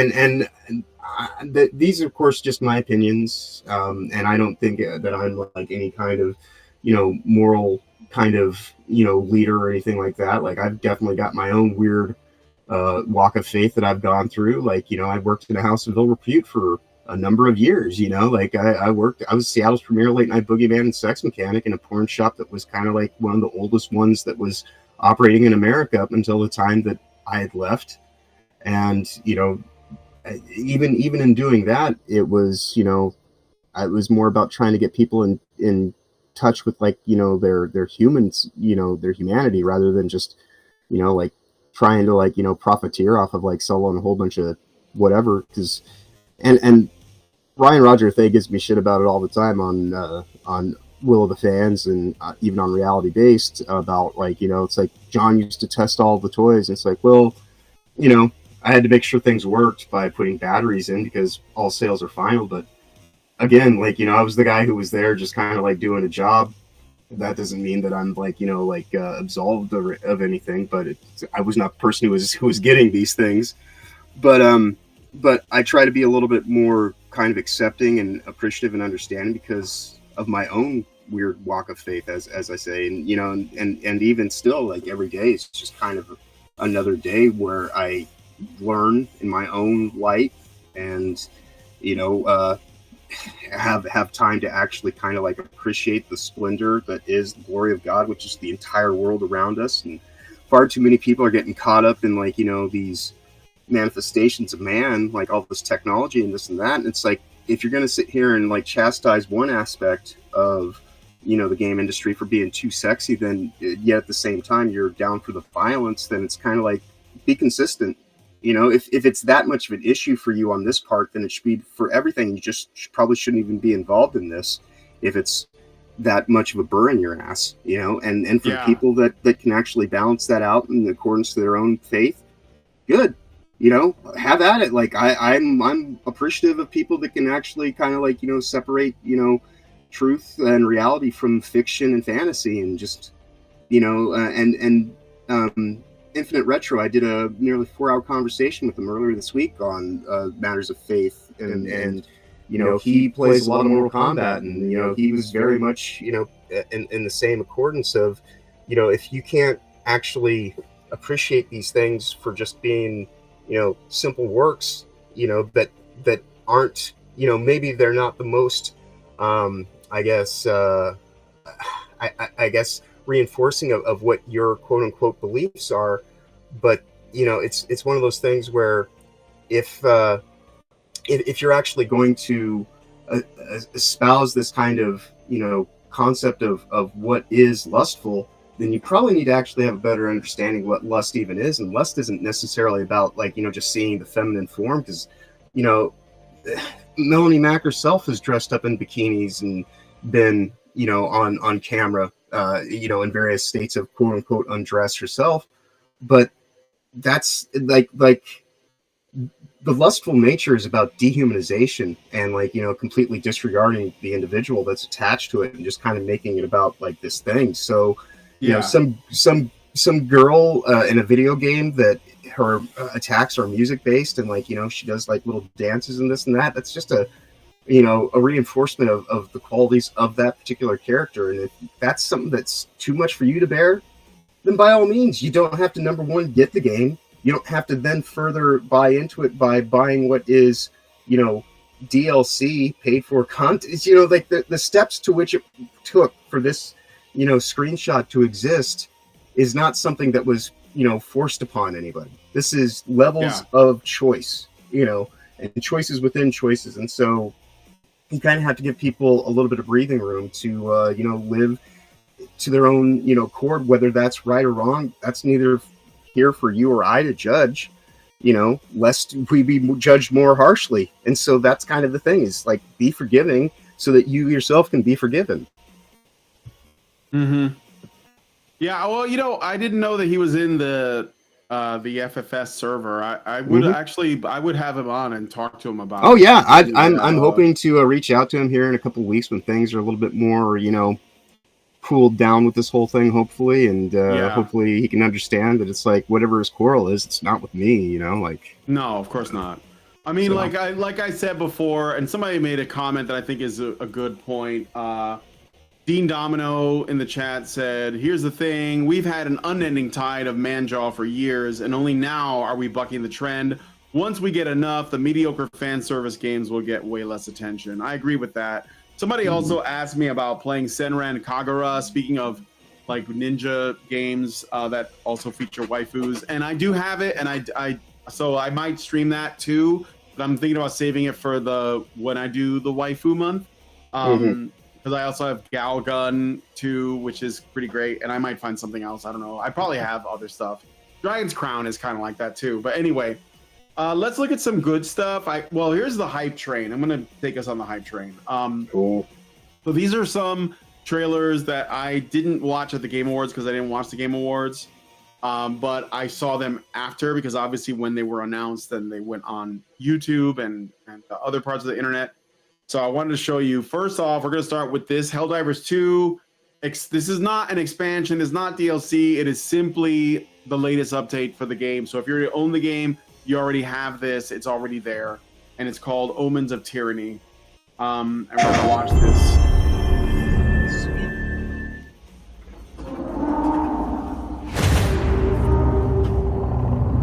They arrive without warning, laying waste to a peaceful colonies, crushing all resistance. They stole our citizens' homes. Where do you think they got that from? And their I love how this stuff is obviously inspired by something much worse. Right? Their freedom. But when our citizens are attacked, our greatest heroes arrive to set them free.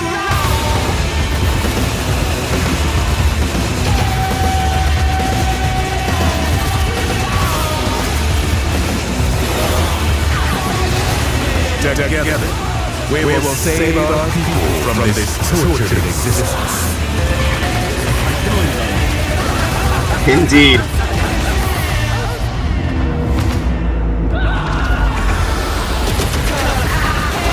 For we are those who stand in the way of old tyranny, who will give our lives today for a greater tomorrow, who will take back control of freedom.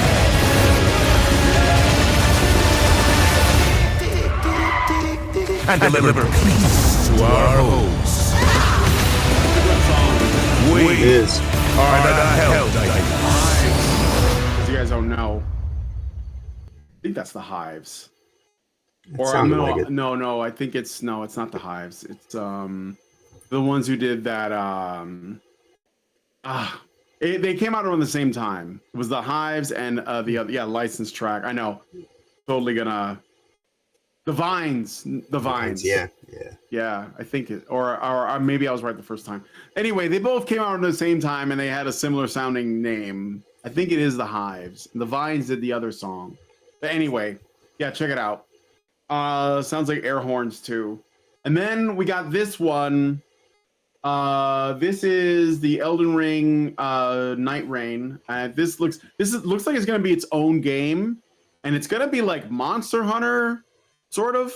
So it's going to have it sounds very different, but very interesting to me. So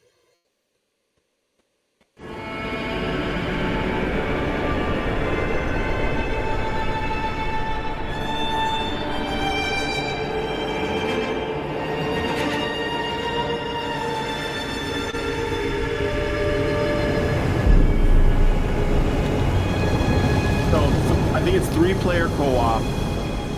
It's its own game, so you don't have to own Elden Ring to play it. And it's very different from Software's usual fare. Right. It's faster paced. It doesn't have as much like, you know, RPG elements in it. It's yeah, it just sounds like it has a really interesting play loop, very different. If I can find people to play with. Seekers of redemption, you were chosen, thrown together by forces beyond your control.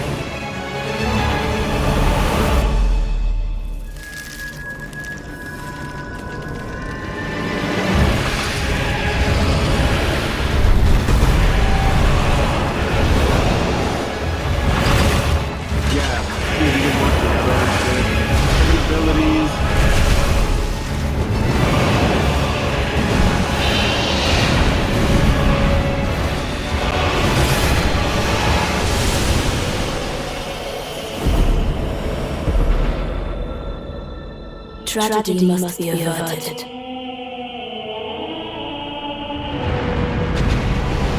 And for that, I need your help.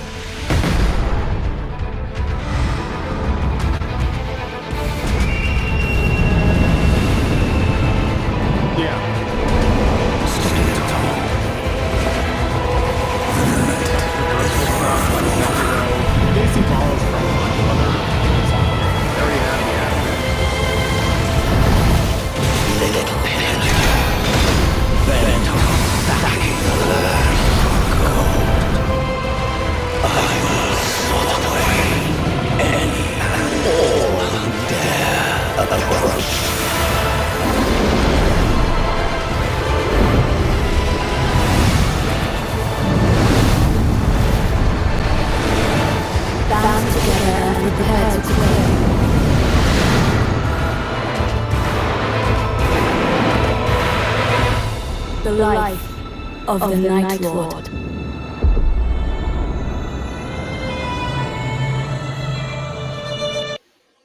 Looks pretty good to me as a fan.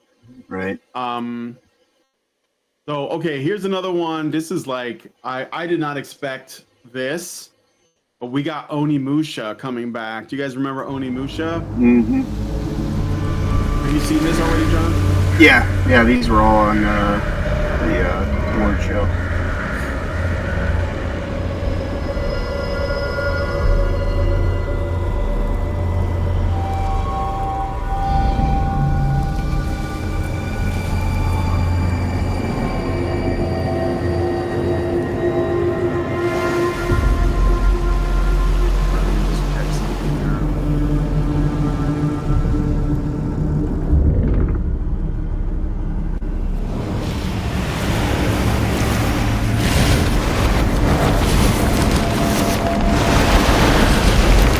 This looks like it's very promising. Yeah. It's more Japanese side of the development. Yeah.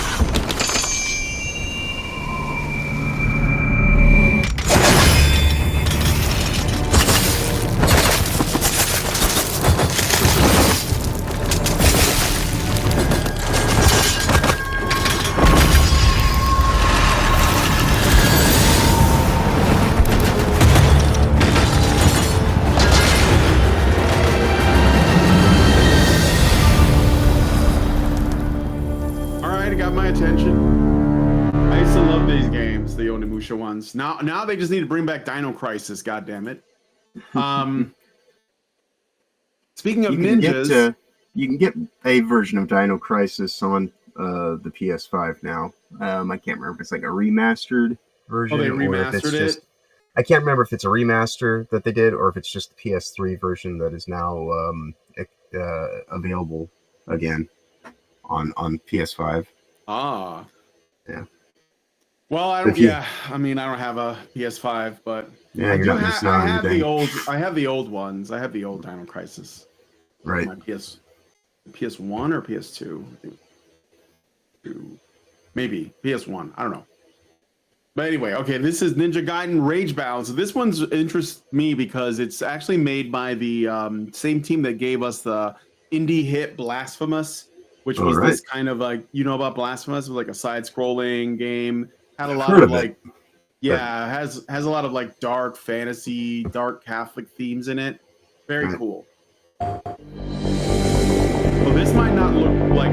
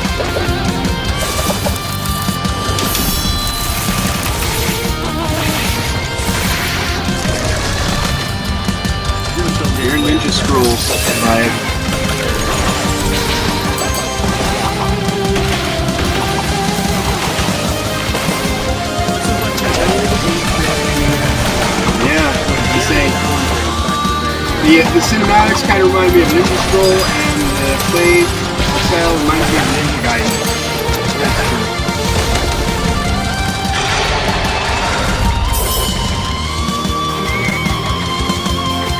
So that's Ninja Gaiden Ragebound. Looks very cool.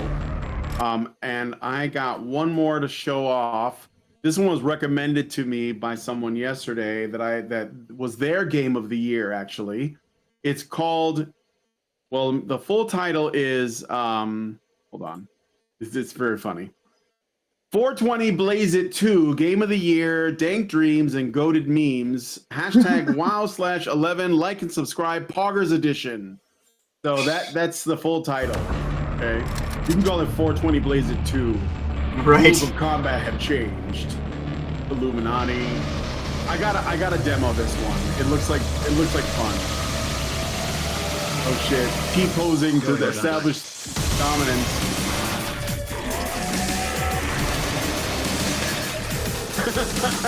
Shoplift. That looks good. It does. Actual in-game footage. Memes. Get wrecked.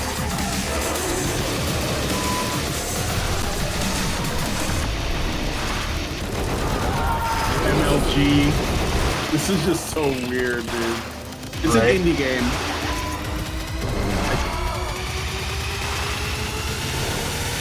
Your memes are weak, your fit is trash.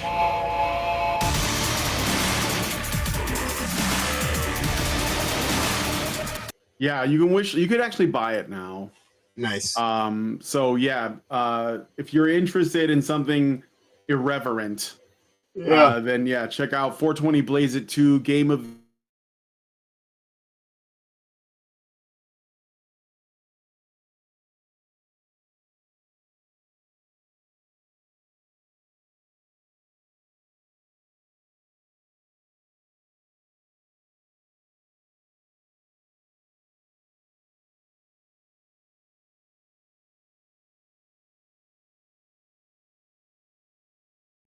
subscribe, hit the bell for notifications.